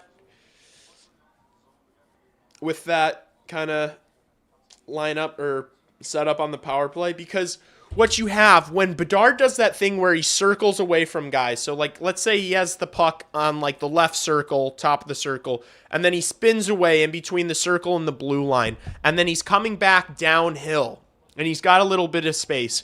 You've got the option for Bedard to shoot the puck himself as a righty. He can throw the puck across the ice to Frundell for a one-timer. He can throw it down low to Nazar, who's waiting there on his side of the net with his forehand, and then Nazar can go straight to Kanserov, or Bedard can go straight to Kanserov in the slot. You've got all these you've got all four of those options when Bedard just like spins away from a guy, you know? And so I think that has to keep teams honest because you've got so many threats. You've got the bang-bang play to Kanserov, that's money. You've got just the pass straight across to Frundell, that's money. And let's see how this power play goes. Hawks dump it in. Dylan tries to hammer it. It gets through Nazar. Oh, the ref is a paid actor. Mercer wasting time here. Runs into Bertuzzi. Hawks get on the puck. Frendell settles it down, drops it for Bedard, who is manning the point. Hawks have 5 forwards out right now. Bedard's basically playing as the defenseman. Carries it in.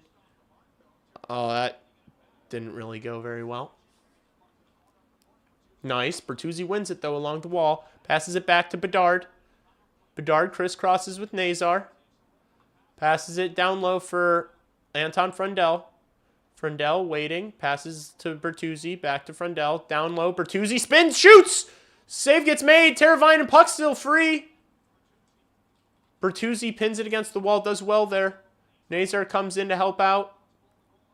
It rolls over to Bedard. Bedard wheels. Shoots! It takes a deflection. Frendell tries to get it along the wall to Bertuzzi. Can't. Teravainen passes it back to the point. Bedard. Nice little saucer over to Nazar. Left side. Nazar shoots!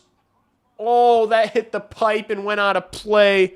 Good look for Frankie. I don't mind that. And maybe it's because they don't have any tape of that. Of this 5 on the power play together. But there were options there. That was threatening. That was nice. I didn't hate that.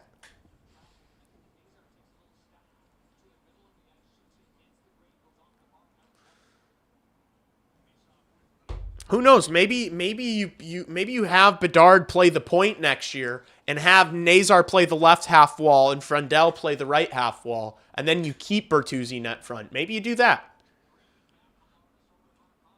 Burakovsky into the zone, second unit out for the final few seconds. New Jersey kind of deflects it away. Rinzel just loses the puck. Oh my gosh, but it works out for him. Has Lardis, doesn't make a pass or a shot, and kind of just carries it into Jake Allen.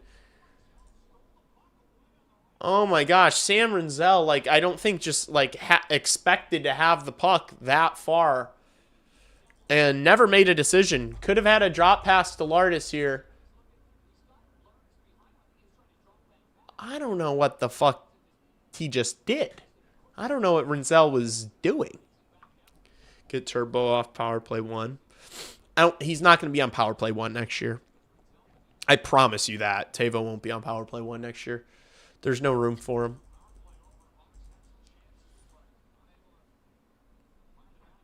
I liked seeing Bedard at the point, though. He just had so much space to operate. I think that could be the move. I think maybe you do that. You leave yourself a little exposed, obviously, defensively, but who cares? You're on the peeper. Go for broke. Nazar wins it and finds Crevier. Up to Mikheyev. He's got Slaggert. Slaggert! Oh, forgetting something, Landon. He forgot the biscuit behind him. And now here comes the Devils. I think Knight got a piece of it. Oh, Slaggert. Not strong enough. Jack Hughes' shot gets blocked. Oh, no. Knight makes a couple of big saves. Puck's still free, though. Luke Hughes rips one into Bedard's skate. Gets the puck back. Here's Jackie Hughes. Oh, and his drop pass just missed Timo Meier, and it went out of the zone. He gets it back, though. Here's Jack. Cuts the middle of the ice. Gets around Vlasic. Oof. His shot missed. Gosh, Luke Hughes is so ass, dude. I'm going to say it. Here's Bedard. Oh, try to work on Luke. Wins the puck. Luke takes it off Lardis. Good keep by Kaiser. Uh-oh, now here's Jack Hughes. 2-on-1. And he just tried to shovel pass. That was all the way up to fucking Bratt's throat, so he didn't get anything on it. Bratt's shot hits some traffic. Now Bedard breaking. Has Lardis, cuts back. Here's Bedard.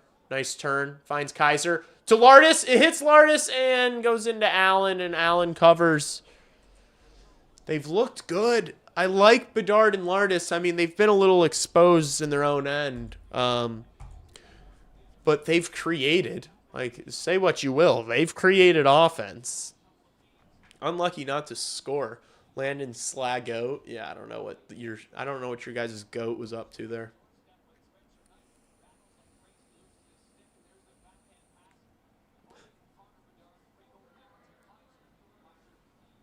Sick move by Bedard. Like Lourdes get frisky at the net. Yeah. It's good to see. I've liked them together. Nick Lourdes, man. Nick Lourdes is a player. Like, for me, I'm not... To me, Nick Lourdes... I'm keeping Nick Lourdes over Oliver Moore, personally. Personally, that's what I'm doing. Here's Boisvert behind the net. Oh, gets kind of muscled off of it.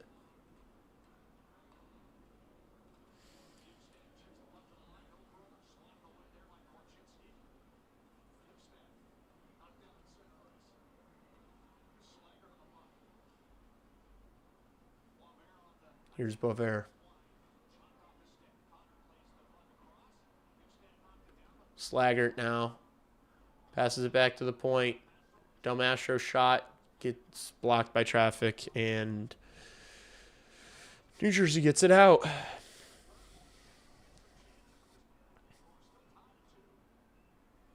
Puck goes off of Burakovsky's stick. Hawks dump it in. Allen plays it behind the net. Hear me out. Lardis, Bedsy, Franz. We let in 5 goals, but we get 6 for sure.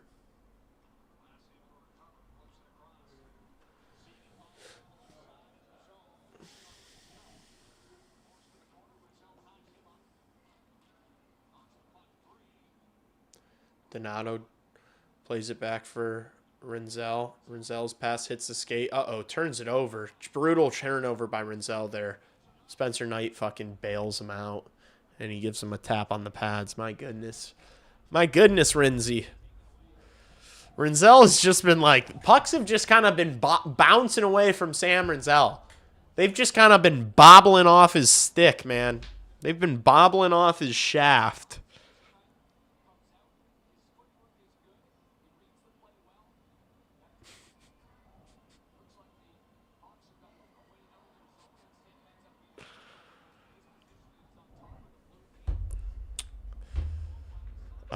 Sucks that Moore had to get injured. I know, because like Moore could be lighting it up, and maybe you give him more looks at wing with other guys. Here's Lardis. Tries driving it towards the net. Ooh, Allen makes an awkward save on him. Meyer getting hounded by Ryan Green. He drops it for Luke Hughes. How's Frendell looked at 2C? He's looked fine. He's looked good.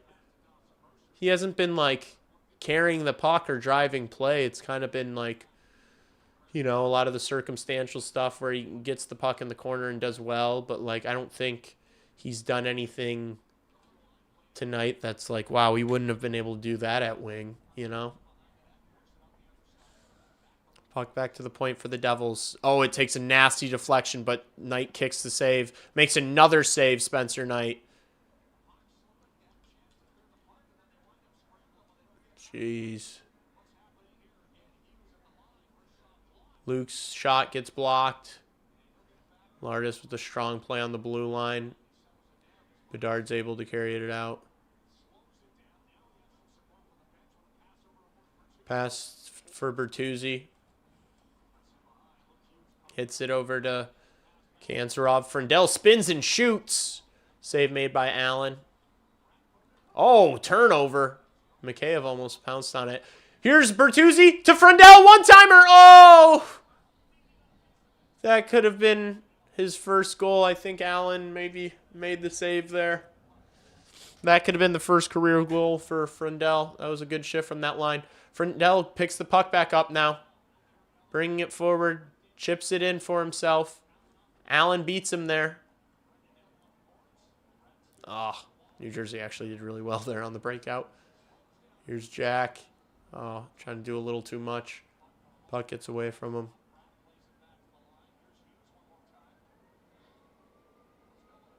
Now Jack dancing around Mikheyev. Oh, Nemec with a great look. Puts it wide. Jeez, Nemec with another great look from a similar area.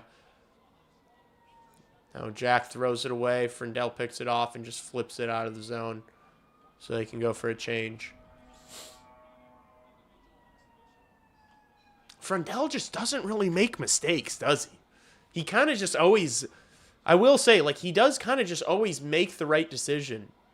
He needs to get faster, and so that he, like, can close guys down earlier in his own zone and stuff, for sure. Like, he needs to get better and faster, but, like, he's got the entire toolkit, man, and he's smart. He just, like, doesn't make dumb plays. Boisvert throws one across for Crevier. Crevier takes the hit, but dumps it in. Allen throws it to the corner, but Boisvert's there. Here's Vlasic. He's going to try to take the puck around the net. He loves it. Vlasic still with the puck here. Passes it for Boisvert, who gets shouldered off the puck, but still has it. Moves it to Donato. He gets hit, and Devils can carry it out. Oh, we get a whistle. Nice. 12 drew a penalty. Attaboy 12. Attaboy 12. Yeah, tell me his nose is gushing. It's not, unfortunately. Attaboy 12. Back to the peeper. Let's see it. Let's see it, chat. And we'll actually start this one in the O-zone. Hopefully we can win this draw. I don't think it's a 4-minute. He didn't look like he was bleeding at all. He was selling it. He was selling it. He wasn't actually hurt.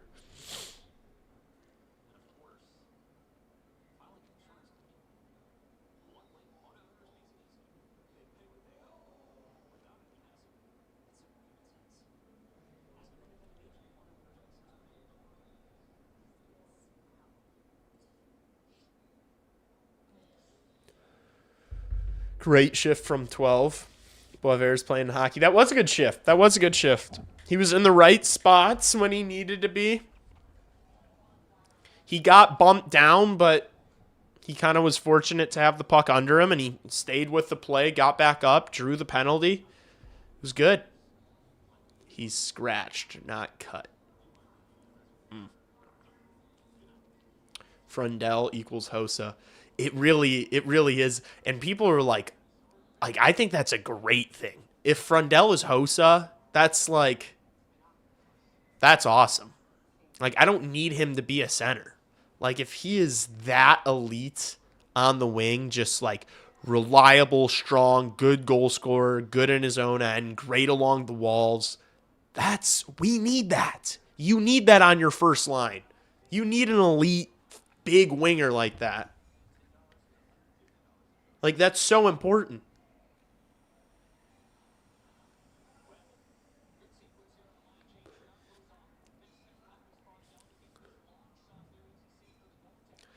Like a Val Nichushkin with way more offensive ability, you know? And better defense. Just not really anything like Val Nichushkin. Way less cocaine.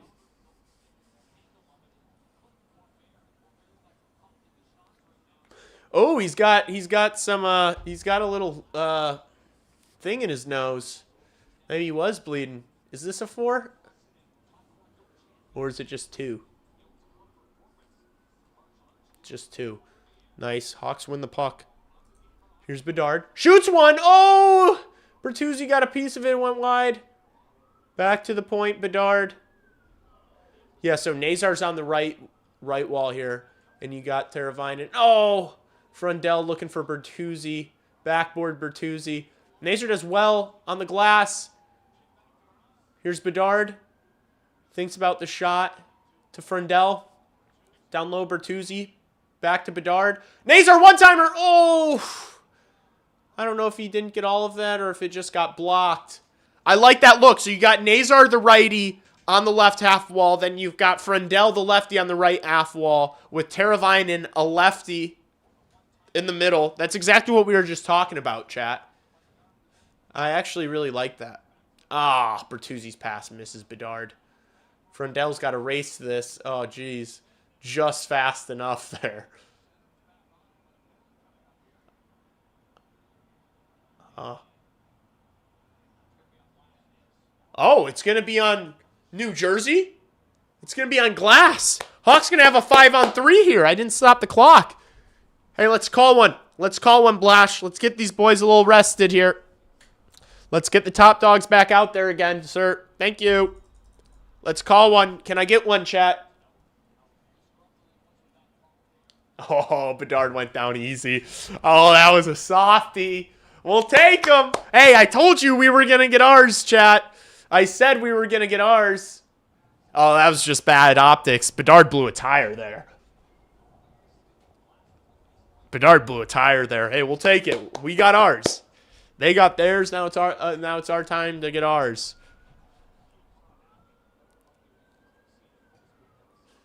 Nice. Blash used his timeout. There we go. There we go. Draw something up. Give the top dogs a breather. Okay, I need to close my window. It's getting cold in here.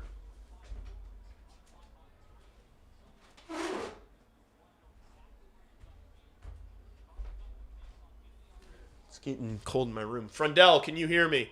Yes, that would be awesome. Frundell, one-timer for his first NHL goal. I feel it in me plumes. Come on. Frundell, if you can hear me. Come on, win this draw, Frankie. Fucking drop the fucking puck. Yes, Hawks win it. Nazar and Bedard are just going to switch. Bedard for Teravainen. Oh, look at this look. They're mixing it up. 2 guys below the goal line. I like this play on the 5-on-3. You stretch them out so much. Bedard, so much space. Shoots! Nazar picks it up. Oh, Allen makes another save and New Jersey clears it. Fuck! I love that. Having 2 guys below the goal line. You really stretch them out. Here's Bedard. Oh, he sure just blew a tire. Bedard walks to the middle for free. Teravainen back to Bedard. One-timer Nazar! Oh my gosh! Good keep by Bedard. Faking. Nazar. Frundell fakes the 1-T. Bedard. Nazar! Yes! What a play! They score! Man, that is fun to watch! They've got so many options. Frundell just being out there. There's another shot you have to respect. That is fucking fun, man. That was sexy. Just the way we drew it up, chat. Frundell, fake. Bedard, Nazar, boom. Gosh. Frundell point, Bedard point, Nazar point. Bang! Get used to that. Frankie from Frundell and Bedard. Let's go. Nazar's so back. Nazar's so back, baby. Oh, that's fun. That gets you a little giddy, chat. That gets you a little giddy. That's good stuff. And we still got and they did it before the first one was up, so they have another minute. So the second unit gets to have a whole minute. Good for them. Oh, Green loses it. Oh, but New Jersey does terribly there and doesn't get it out. Oh my gosh. Fucking Burakovsky just throwing up a Hail Mary there. Here's Renzel over to Berkey. Berkey, what was that? Like that? What? Who? Did he not see the guy there? Why is he forcing that pass? Andre Burakovsky is not good. He's just, I'm starting to think this number 28 guy's not that great. All right? I'm starting to think it. I don't know what's telling me that. I'm just getting this feeling in my stomach that Andre Burakovsky's not that great. Renzel keeps. Oh my gosh. And then he fucking bobbles it again. Man, this Sam Renzel guy has not been able to fucking control the puck all night. All night, chat. And it's grinding my gears. Oh, shit. Batteries. Fuck. Whoopsies. Plugging some new ones in. Here's Brat. Spins away from pressure. One-timer. Goes wide. Oh, no. Another one-timer goes wide for New Jersey. McCabe just swipes that one, and he gets it out of the zone. Camera's going to be turning on in 2 seconds. The new batteries are in. We are back. I need to plug this thing back in.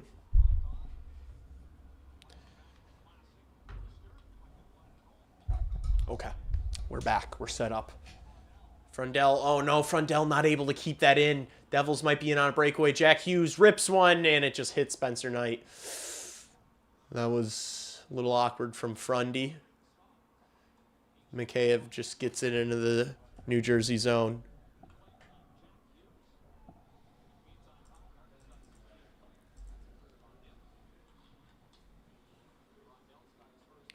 Rinzel rims it.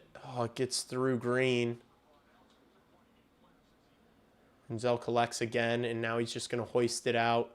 It's going to go all the way for icing. Not Sam Rinzel's best game as a Blackhawk. Not his best. Not the best I've seen from number 6, but it's all right.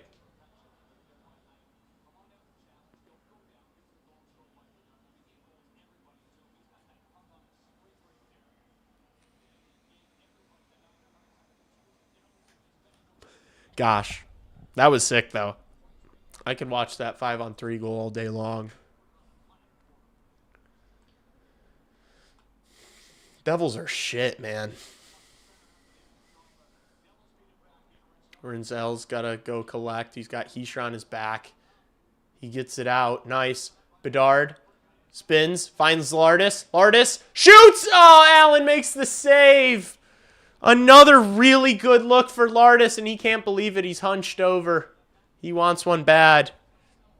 Maybe he had a pass to Green there, but I'm never upset at Nick Lardis for shooting. I want Nick Lardis taking that shot every single time. He's just not Nicky Lardis' night. Just a little snake bitten.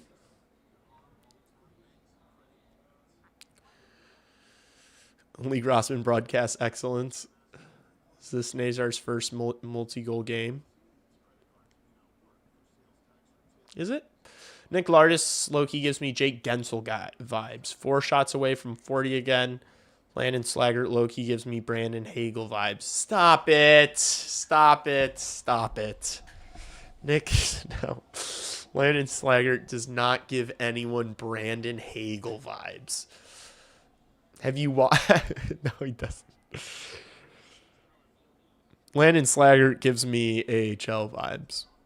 No, he's been working hard. He's been fine. He's been competing.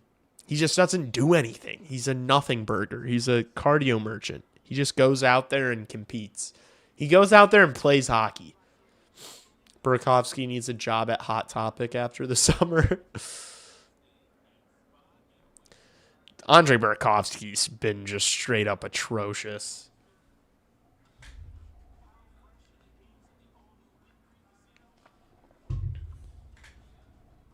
Cardio merchant's my favorite thing ever. He's a cardio one trick. Landon Slaggert gives me Adam Burrish vibes. Burakovsky gives me McDonald's fry cook vibes. Brandon Hagel gives me Brandon Hagel vibes. Landon Slaggert is the Andre Burakovsky of Brandon Hagels. You know?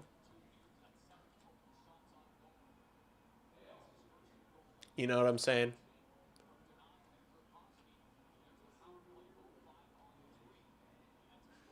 You guys catching my drift with that?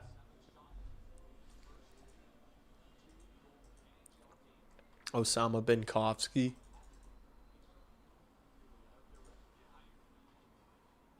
Berkey needs to put the fries in the bag. Put the fries in the bag. Oh, Nazar's just like a shot out of a cannon. He's got jumped tonight. Oh, no. Mercer almost just had a gift. Good defensive work by Kaiser on Heisha. Where's the puck? Burakovsky finds it. Carries it out and plays it off the wall. Nice work by Nazar. Try to make a move around Hamilton. Couldn't quite get the puck around him, though. Timo Meier into the zone. Drop pass. Hughes finds Hamilton. Hamilton rips one home and scores. Devils tie it up. Bummer.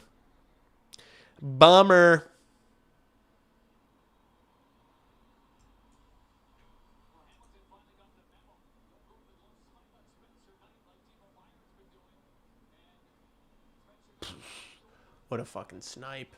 Donato not happy. Felt like he got interfered with. Let's take a look at it. I mean, yeah, Mercer kind of rammed him there. But I don't think we're going to get that. Watch them lose an OT again. Would that be the worst thing ever? Would an OT loss be that bad? Especially on a day that the Rangers won in regulation. Would you... I wouldn't mind just 1 point here. Keep us in the second to last spot in the league. Oh no, here's Jack Hughes in on a breakaway and he scores. Holy fuck, Jack Hughes is insane. Fuck. Holy shit. How about how about regulation? Fuck it. How about no points? How about no points, chat? Is it the worst thing ever? Like, you were kind of in this the whole game. You had your moment with a few minutes left and you scored and took the lead. And then, you know, Jack Hughes fucking sets Dougie Hamilton up and then absolutely cooks you and scores another one right after. You know? It's not the worst thing ever. What? So what? Jackie Hughes locked in a little bit over the last, minute and a half. Guys, are you guys going to get upset with me if I'm not furious right now? Like, can I be honest with you? I don't know how I'm supposed to be furious after watching that 5-on-3 goal. That Frundell-Bedard-Nazar connection. It's going to be hard to keep me down. We're going to have to give up at least 2 more goals for this game before this game is over for me to be upset, if I'm being honest. Great ethical tank night. Exactly. Fantastic ethical tank night. All your top young players got points tonight. I'm not going to lie. I'm not raging. I'm not. Big McKenna guy? I am a big McKenna guy.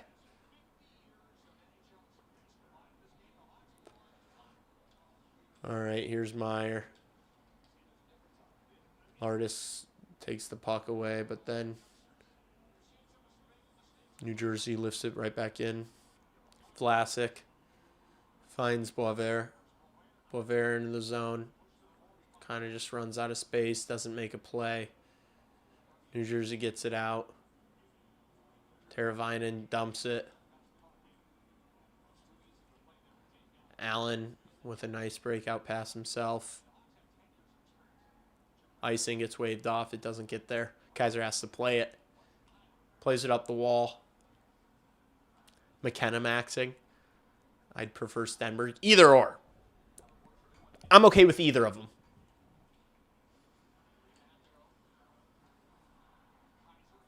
Because both of them are in the lineup next year, so. Stenberg and Bjork. Okay. We don't need an entire team of Swedes. If you get Stenberg, you don't need Bjork. What's Bjork? What is he gonna play 3C for you? Like, the Blackhawks don't need Vigo Bjork. Like, what? Vlasic is so bad.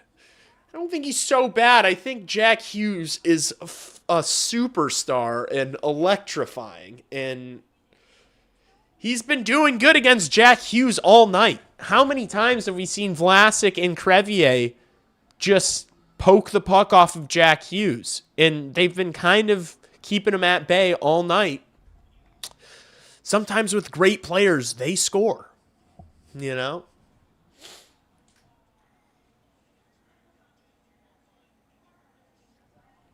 Object is to stay close and lose in the end. And we did it perfectly. We, led most of the game and then just kind of got butchered by Jack Hughes. And, I don't even feel like...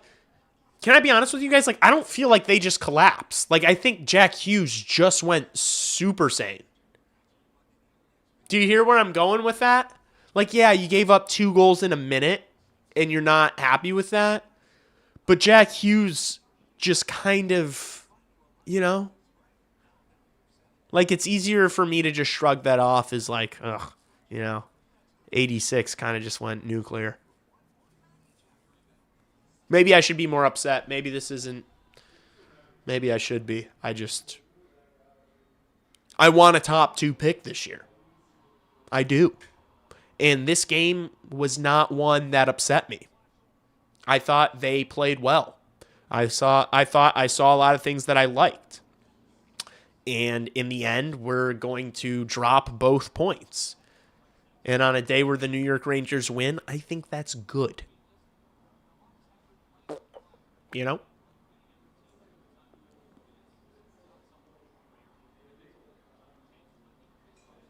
Three goals, not bad. Yeah. Especially given, like, Frank getting 2 of them, you know? Frendell getting 2 assists. Bedard picking up a point on that goal. I'm not crying. This game could have had a worse outcome. We're past the point of being cool with collapsing. There's 2 goals. I don't know. I just don't. It doesn't. Like, why does it matter? There's 8 games left in the season. There's 9 games left in the season. You're, like, not making the playoffs. Why does it matter? Like, who cares? It's going to upset them. They're not going to like it. And they're going to come in next year pissed off. Like, fuck it. Like, I don't think this performance is going to have a negative impact on the future of this team, is what I'm trying to say. In fact, I think it's going to do the opposite. Here's Bratt. Shoots one. Ooh. Knight gets a blocker on it. I wouldn't mind pulling the goalie and tying one up here. I wouldn't mind that at all. Getting another goal. We got to get the puck up the ice here, though, and we got to get Knight off. Nice. Green dumps it in. They go for a change. We need possession, though.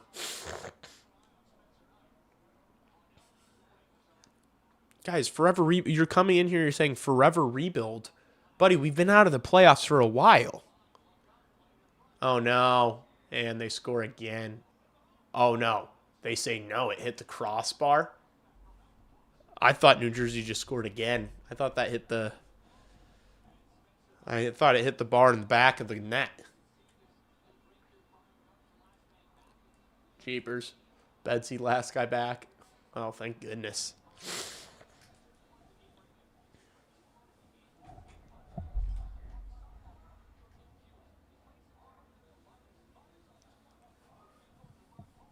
Yeah, people are coming in and freaking out. Guys, why? What about this game is so upsetting? Like, they're out of the playoffs. It's already over. This is not changing anything. This is just getting us. We saw our young players score goals, have good moments in this game, and then ultimately lose, probably, unless we can tie it up here. And it gets, Bedard into the zone. Oh my goodness, he's just bobbing and weaving. What a glove by Jake Allen. Flash in the Lev. Guys, it gets us closer to. We all want McKenna or Stenberg. We all want it. We all want it, guys. Why are we pretending like this game means anything? Who cares? We saw glimpses. We saw good things. Nothing else matters. The win doesn't matter. Why do you care? Here's Bedard. Bedard shoots. Oh, it takes a couple deflections and goes into the corner. Bedard. Here's Frendell. Over to Bedard. Bedard shoots. It takes another deflection. Donato, they're jamming away at it. Allen keeps it out, though, and covers with 1 minute and a second left. My goodness. I love this. See? See, they're fighting back. They're clawing. They're making it close. They're making it compelling, man. Whether they score or not, I'm happy with this. Would it be awesome if Beds rips one and ties it up? Yeah, that'll be sick. Whatever. If not, and the league ends today, we can't get anything lower than a top 5 pick. That's not bad. Icing on the Devils.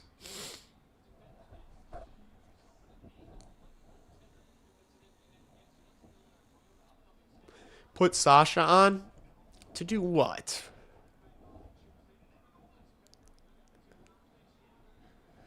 When you think about it, this is the best case scenario. We don't get points and we're seeing growth in prospects. That's what I'm trying to say.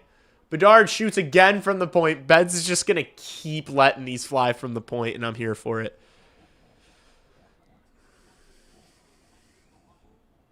Are you streaming on lottery day? Yeah, especially if it's after. What time is that at? That'll be like after 2 o'clock, right?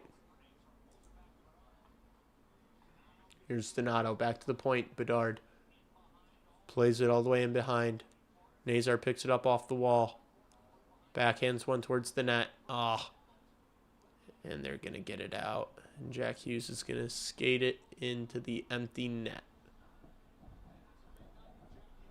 And the Devils are going to win the game.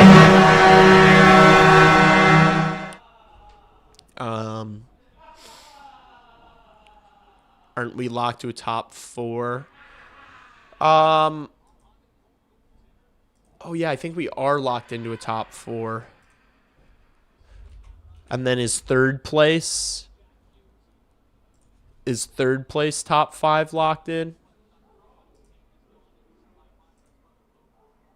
Yeah. If Hawks finish in the spot they're in right now, they're guaranteed a top 4 pick. Yeah. That's good. That's good. That's what we want. We don't want anything out of a top 2 pick, if we're being honest. But finishing in this spot would be really nice. It'd set us up in the best possible position. And that's going to do it. And that's all right. Hawks lose. Anton Frundell plays center and gets 2 points. Not really, because I really don't think that him playing center was, I don't think that was a needle mover. He didn't look bad. He looked fine. I guess I'll have to take a look at what he did at the faceoff dot, and I still just think you want him along the walls. You want him, you don't need him in open ice rushing the puck up the ice. That's not really his bag. That's not his forte. But I mean, he was good. He's good in his own end. Spencer Knight is insane. Spencer Knight was incredible. But this is the reality of where we're at. And it's, what is that? A 27% chance of getting a top 2 pick? That's nice. Florida's 5th worst? Yeah, no. We're not getting that pick. That pick is going to next year, which is fine because I didn't... Look. What is a 12th overall this year? You're still waiting 3 years for that guy. Next year, you're more inclined to use it as a trade chip. We can't keep drafting guys forever. This pick right here is the last one I give a fuck about. When will you say enough is enough? Next year, guys. I'm calling. Where have you guys been, man? I'm calling for this general manager to go out and make a big move this summer. That's where I've been at.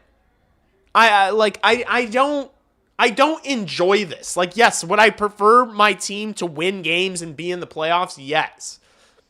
But they aren't there yet. We've seen progression. This is now the full youth movement. This team is the youngest team in the league. It's finally where we're at. There's going to be some growing pains. What did we expect? We knew this was the plan. Since last year, we knew this was the plan. That we were just going to go full young, full youth, full through the draft. We knew this was the plan. We're watching Frundell and Bedard set up Nazar for goals on the power play. and we're getting upset. Like, yeah, it's going to take a little bit of time, but I think this team is going to be a lot more compelling and competitive next year. Especially if you're picking 1 or 2 this year. Like, no, the shit's not going to fly next year. I'm going to be crucifying this team next year if it's looking like, oh, you know, if we're looking at the draft lottery again next year, I am going to be crucifying. I'm going to be going full scorched earth. I'm going to be shitting on the organization. I'm going to be shitting on the general manager. I'm going to be shitting on the coach. I'm going to be shitting on the players. I'm going to be shitting on everyone. I'm not going to be like this positive, you know, but I'm doing it right now because, like, I know this is the plan. Like, I'm not fooling myself into thinking, oh, it was supposed to happen this year. Like, they never thought it was going to happen this year.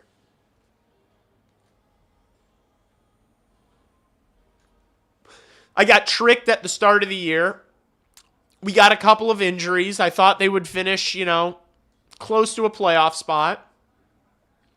It hasn't gone that way. You've had the injuries. You sell at the deadline. You bring in more really good assets for a couple of not great, you know, not super high-end assets. You bring in another first-round pick. You bring in another second-round pick. You've got all the draft capital in the world. And now you've got a 27% chance of picking in the top 2, either Gavin McKenna or Ivor Stenberg. 2 needle-moving 18-year-olds. This is not bad. None of you are going to convince me that if the Blackhawks get Stenberg or McKenna, and then the Hawks just hit the ground running next year with all their young players, like if we're starting next year with Gavin McKenna on Frank Nazar's wing on the second line and Frundell and fucking Nick Lardis on Bedard's wings, none of you are going to be bitching. We're all going to be fired up and we're going to make the playoffs because the Western Conference is kind of ass. The Western Conference outside of the top 4 teams is ass. It's going to be easy to leapfrog into the playoffs. It's not going to be that hard. Nashville's not going to be good. St. Louis is not going to be good. Seattle, obviously not. San Jose, they're going to be worse than us. They're worse than us currently. They're worse than us currently. They just didn't have their top 2 players get injured for over a month. San Jose is currently worse and further behind the Blackhawks. LA is going to be mid. LA sucks. LA doesn't have like a true first-line center. LA's not good. You know? Winnipeg's not getting better. Winnipeg's not going anywhere. You know? The West is ass. The Blackhawks don't have to... We saw this year, chat, if Nazar and Bedard stayed healthy this year, the Blackhawks are probably in the wild card 2 spot right now. Like, does everyone comprehend the fact that if Bedard and Nazar stayed healthy this year, we're probably maximum 3 points out of the wild card spot right now? You almost could have gotten it this year. Assuming the Hawks, they don't even have to improve as much as they did from last year to this year. If they just improve a little bit more and stay healthy, they're probably in the playoffs next year. So, like, stop acting like, you know, like, no, are we winning the cup next year? No, we're not there yet. We're not close to a Stanley Cup contender, but we are close. We're not that far from making the playoffs. Like, the West is ass.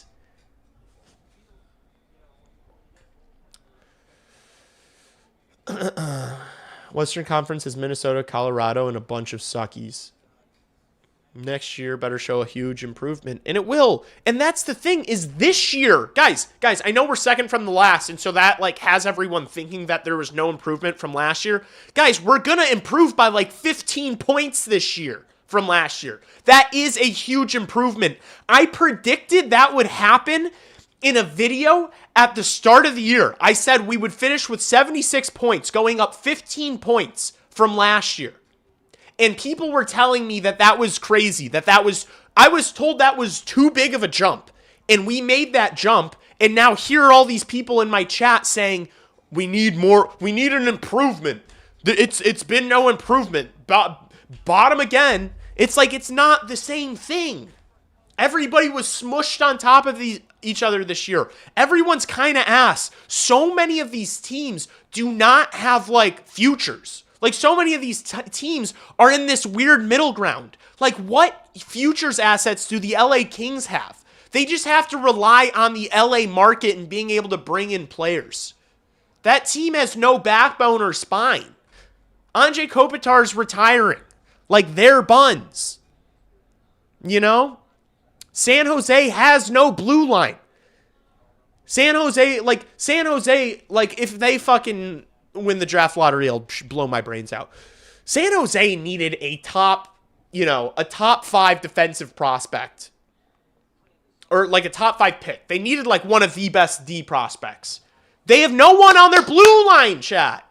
I know they have Misa and Celebrini and Smith. I know that's exciting. They have no one on their blue line. Askarov's not as good as Spencer Knight. Cope. What about its Cope? We're going to finish with 76 points. We're going up 15 points from last year. What about that is Cope? Are you fucking fried? Do you just have the smallest brain in the world? Like, I know most of you guys agree with me, but the people disagree or like so upset right now. Do you not agree that if Bedard and Frank Nazar stayed healthy, it would have been a much different... Like, look at how many fucking overtime losses we have this year, chat. Like, it was just like random. We have 13 OTLs. You have 13 OTLs. Your two best forwards get injured for over a month. Frank Nazar wasn't, because even when Frank Nazar was playing before the jaw injury, he was playing injured and wasn't himself.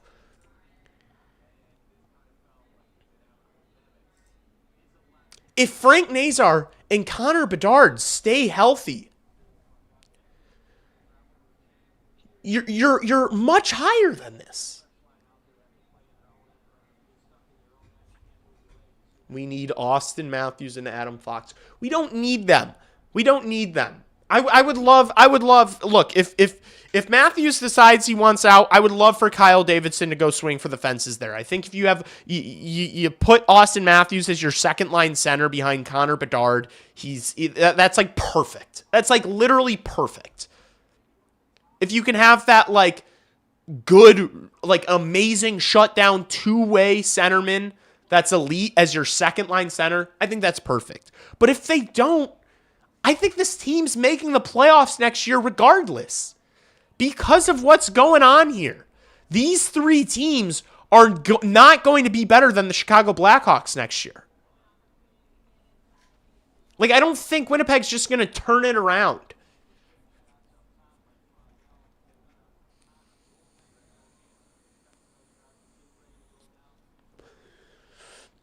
These teams are all ass. Vancouver next year, ass. Calgary next year, ass. San Jose, not as good as us. Seattle, ass. LA, no man's land. Realistically, you've got 4 teams in the Central that you can say, yeah, they're going to be better than the Hawks next year. You can probably say that now. I might predict otherwise, but for the sake of argument, 4 teams here, 3 teams here. That's one more spot, man. That's not like, that's so doable. It's so doable to be better than the LA Kings next year. It's so doable to be better than every single one of these teams here. It's so doable to be better than every single one. From LA down to Vancouver, it's doable to be better than all those teams, and it's doable to be better than Nashville, Winnipeg, St. Louis. You don't even have to like think about, oh, how is Levshunov going to look? You just have to be back in the playoffs, you just have to be a little bit better than the rest of these fucking shitters we got in this conference. You're going to make a step. They've been making a step every single year. This was a step this year. Even though you're second from the bottom, it doesn't feel like it. It was. The goal is to make the playoffs. It's to win Stanley Cup. I understand that. I understand that the goal is to win the Stanley Cup, but you have to make stepping stones. You have to get to the playoffs and lose in the playoffs to learn how to win in the playoffs. You still have to get there. You have to get there first. The Blackhawks dynasty did not start with a Stanley Cup win.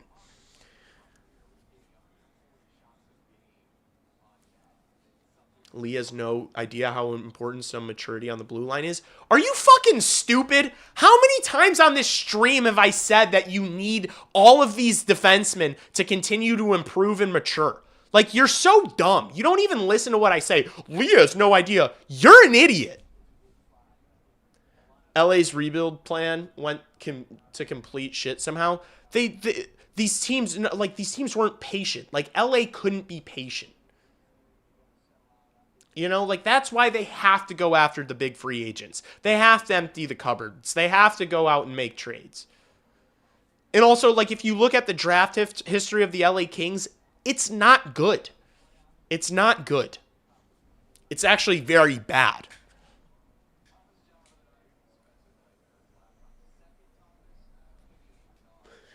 If we make the playoffs next year, I'd be happy as long as we're not in the basement of the shitter.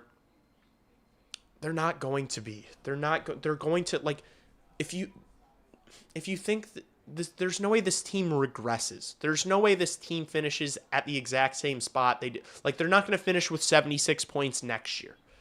They're going to improve just off the back of Connor Bedard even being better and Frank Nazar even being better. Like, the guys that you have right now, all of them just being better gives you confidence that the team is going to improve next year. All the extra shit is like, yeah, what can we get from Nick Lardis next year? What can we get from an Oliver Moore next year? What can we get from Anton Frendel next year? Like, we know Bedard is going to be over 100-point pace next year. We know that's going to be true because he was like, 90? He's over a 90-point pace playing with a fucking war criminal and Ryan Green. Like, we know Connor Bedard's going to be over 100-point pace. We know, chat, now that you guys are not tweaking about Frank Nazar, now that we've all seen Frank Nazar, when Frank Nazar's playing the way that he is, he's a point-per-game player. We all get that now? If you've got a 100-point player and then another point-per-game player as your fucking 2C, you're going to do well in the regular season. They just got to stay healthy.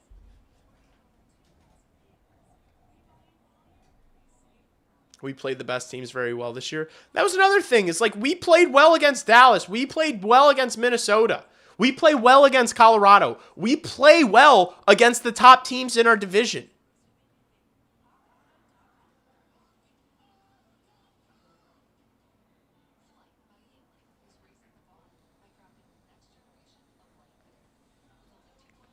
Bro, they got 8 games left.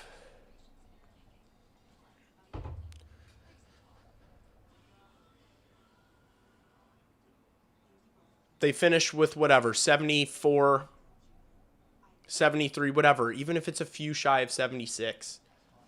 It's still going to be, 10, 12 more points than last year? We're already what? We already have 6 more points than what we finished with last year.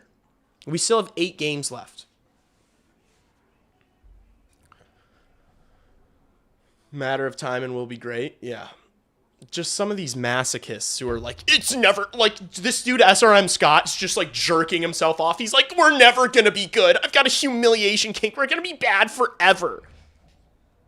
It's like, what do you want him to do? What do you want to happen? Just speed time up? Like, we're rebuilding through the draft. It has to take time.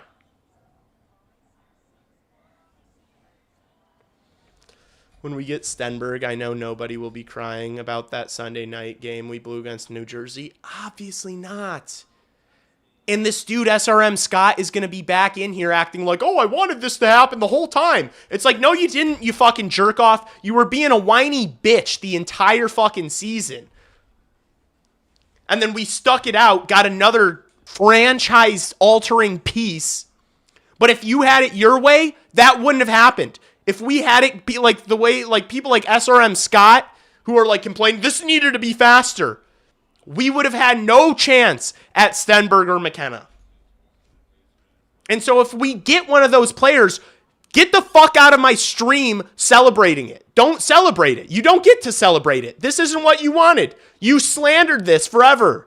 You shouldn't get to reap the rewards with the rest of us that weren't being whiny bitches and stuck this out. Bedard needs to stay healthy next year and prove he's elite as Celebrini. He will. He's gonna improve. He's gonna be over 100 points next year if he stays healthy. Book it. Bedard and Nazar just have to stay healthy. They seem to be injury prone, and that's a concerning thing. It's like, hopefully they can stay healthy. Hopefully this is just like early career shit. Frundell Cancerov for Calder next year. If we're looking good, McDavid could come. I'm not even like holding out. Like I don't think this rebuild hinges on McDavid choosing to come here. Like I think this team is going to be really fucking good. They've got so much talent. They have so much talent. They're just all fucking 20 years old. You don't win Stanley Cups with 20-year-olds. It's going to take some time. They're going to make the playoffs, and then they're going to lose in the first round. And then the next year, maybe they get to the conference finals. And then maybe the next year they get to the Stanley Cup final, And maybe it's not linear. Maybe next year they get to the second round, and then the year after they lose in the first round. And then the year prior, or the year after, then they get to the Stanley Cup. Like, you don't know. You don't know. And guess what? With expansion teams, it's going to be even harder to win the Stanley Cup. When you got 2 more teams swinging at it, over the next 5 years, they're trying to add 2 more teams to this thing. It's going to be hard to acquire talent. You can't pick up guys in free agency anymore. Everyone has money. You're going to have to do it through the draft or going out and making big trades. And guess what? The Hawks have done it through the draft, and now they have all the assets and the cap space to go out and do it via trade. They can do both. They're in a great spot, and I have fucking nerds tweaking in my chat, crying. Like, what teams, genuinely asking, what teams in the West would you rather be a fan of? Like, if you could just take their rosters and just completely swap them and just turn them into the Chicago Blackhawks, who would you choose? Colorado? Dallas, maybe? Dallas hasn't been able to break through. Like, Dallas is... Like, what is Dallas going to do? It's not looking like... Dallas isn't anybody's cup favorite this year. And they're stacked, but it's just like, is that the right mix?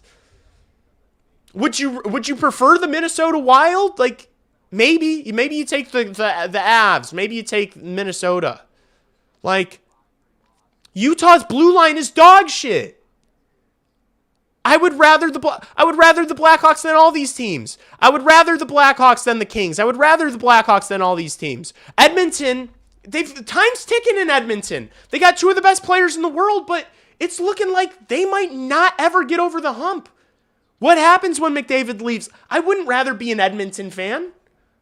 I'd rather what we have right here. We've got a decade and a half. We got a decade and a half to look forward to. Dallas went to the last 3 conference finals. Not bad. Oh, wow. They've got a real dynasty cooking of conference finals. See, so that's what you value, Scott. You care about just getting to the playoffs and getting to the conference finals. I don't give a fuck about any of that. I can wait as long as it takes. All I care about is winning a Stanley Cup. Who cares? Literally, there's no difference from getting to the conference finals to me. Getting to the conference finals and not making the playoffs. It's good for the owners. It's good for ticket sales and revenue. But as far as a fan, you're not winning. You're not even getting to the final dance. So who cares? That's not what you should be striving for.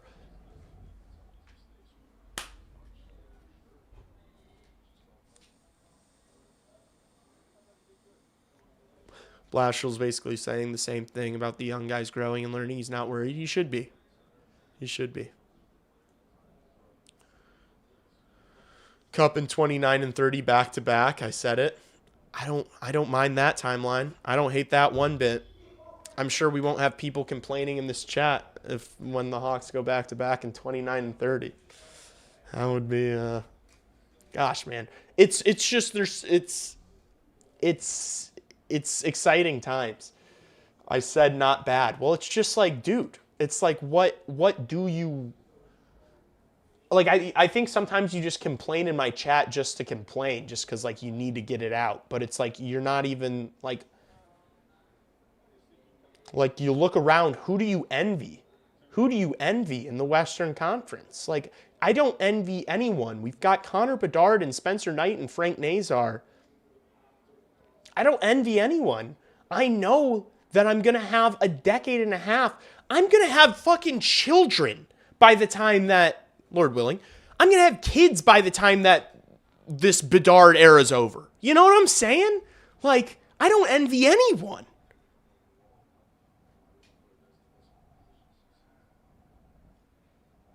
I don't want a cup. I want a dynasty. That's the attitude I want. That's the attitude I want. And if that's what we're going to get, I'm okay to be patient. Take your time. If you're not hoping for one, you're asking how many, I can take this year. You know, I can take just a jump up in points to 70 something points and a top 2 pick. I can be patient. But at some point, it does need to, you know. And I think this is the time. I think this offseason going into next year is that transition period, right? It's like you've been building, and now you're ready to start going. Now you're ready to start winning. Now you're ready to start, like, actually trying to build and add and get to the playoffs. Like the Montreal Canadiens, give them credit. They've been patient. The Montreal Canadiens could have gone out and made a big trade this offseason, but they know they're not quite there yet. They know they still got some young talent on the way, Michael Hage and etc. They got like a true second line center. They didn't go out and blow their load of some of their young players to try to win right now. They know they still have a decently young captain in Suzuki, decently young guy in Caulfield, Demidov's young, Hudson's young. They know they have a young core. They didn't get too horny and blow their load too early. They've slowly built up to it. And guess what? Montreal is going to be a team that's going to be competing for the next, you know, as much as it pains me to say it because I fucking hate the Montreal Canadiens, they're going to be around for a while.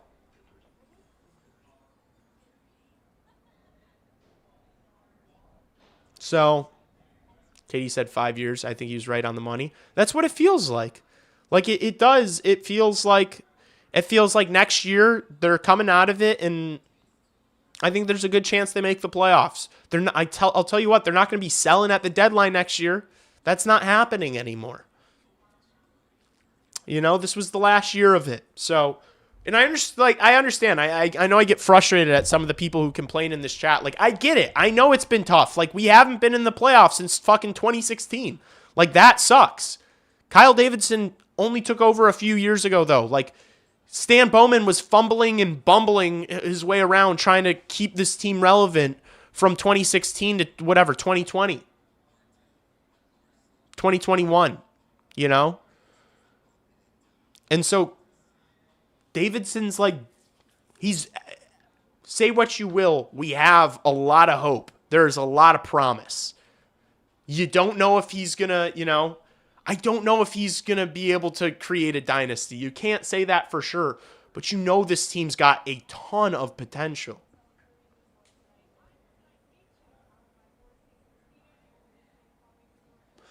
Hawks were the laughingstock of the NHL from 1980 to 2005.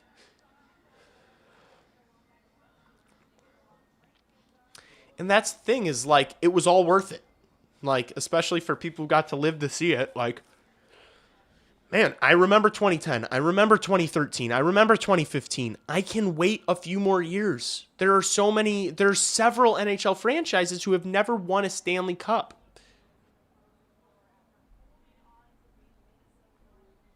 You got, like, realistically, if you just do the thing, you have it. You win it once every 32 years, right? If you just, like, if everyone had even odds, you win once every 32 years. The Blackhawks won 3 times in 5 years. It's hard to win in this league. We got a lot to look forward to, man. This was a fun stream. And honestly, it was a fun game. Like, I enjoyed myself watching it. I hope you guys enjoyed it too. Like, I hope not everyone's miserable. I don't think you guys are. I think I saw a ton of you in chat saying, like, this is perfect scenario for me. And I'm with you guys. For all the people that were like, hey, this was great. You know, Frundell 2 points, Nazar 2 goals, Bedard point, power play clicks, Knight looked fantastic. Like, and then you lose, you know? That's nice. That's nice. As of right now, chat, we're guaranteed a top 4 pick. We all know that, like, it's really important to get a top 2 pick. But if you end up picking 3 or 4, we'll figure it out. We'll figure it out. I appreciate you guys, man. I hope you guys have a great rest of your night. Probably make a video tomorrow. I'm going to be late to the stream on Tuesday. I'll probably be live for like the final 2 periods of the game on Tuesday. Videos this week. Any other big announcements? No, I think that's pretty much it. Love you guys. Have a great night. Go Blackhawks. Take care. Be safe.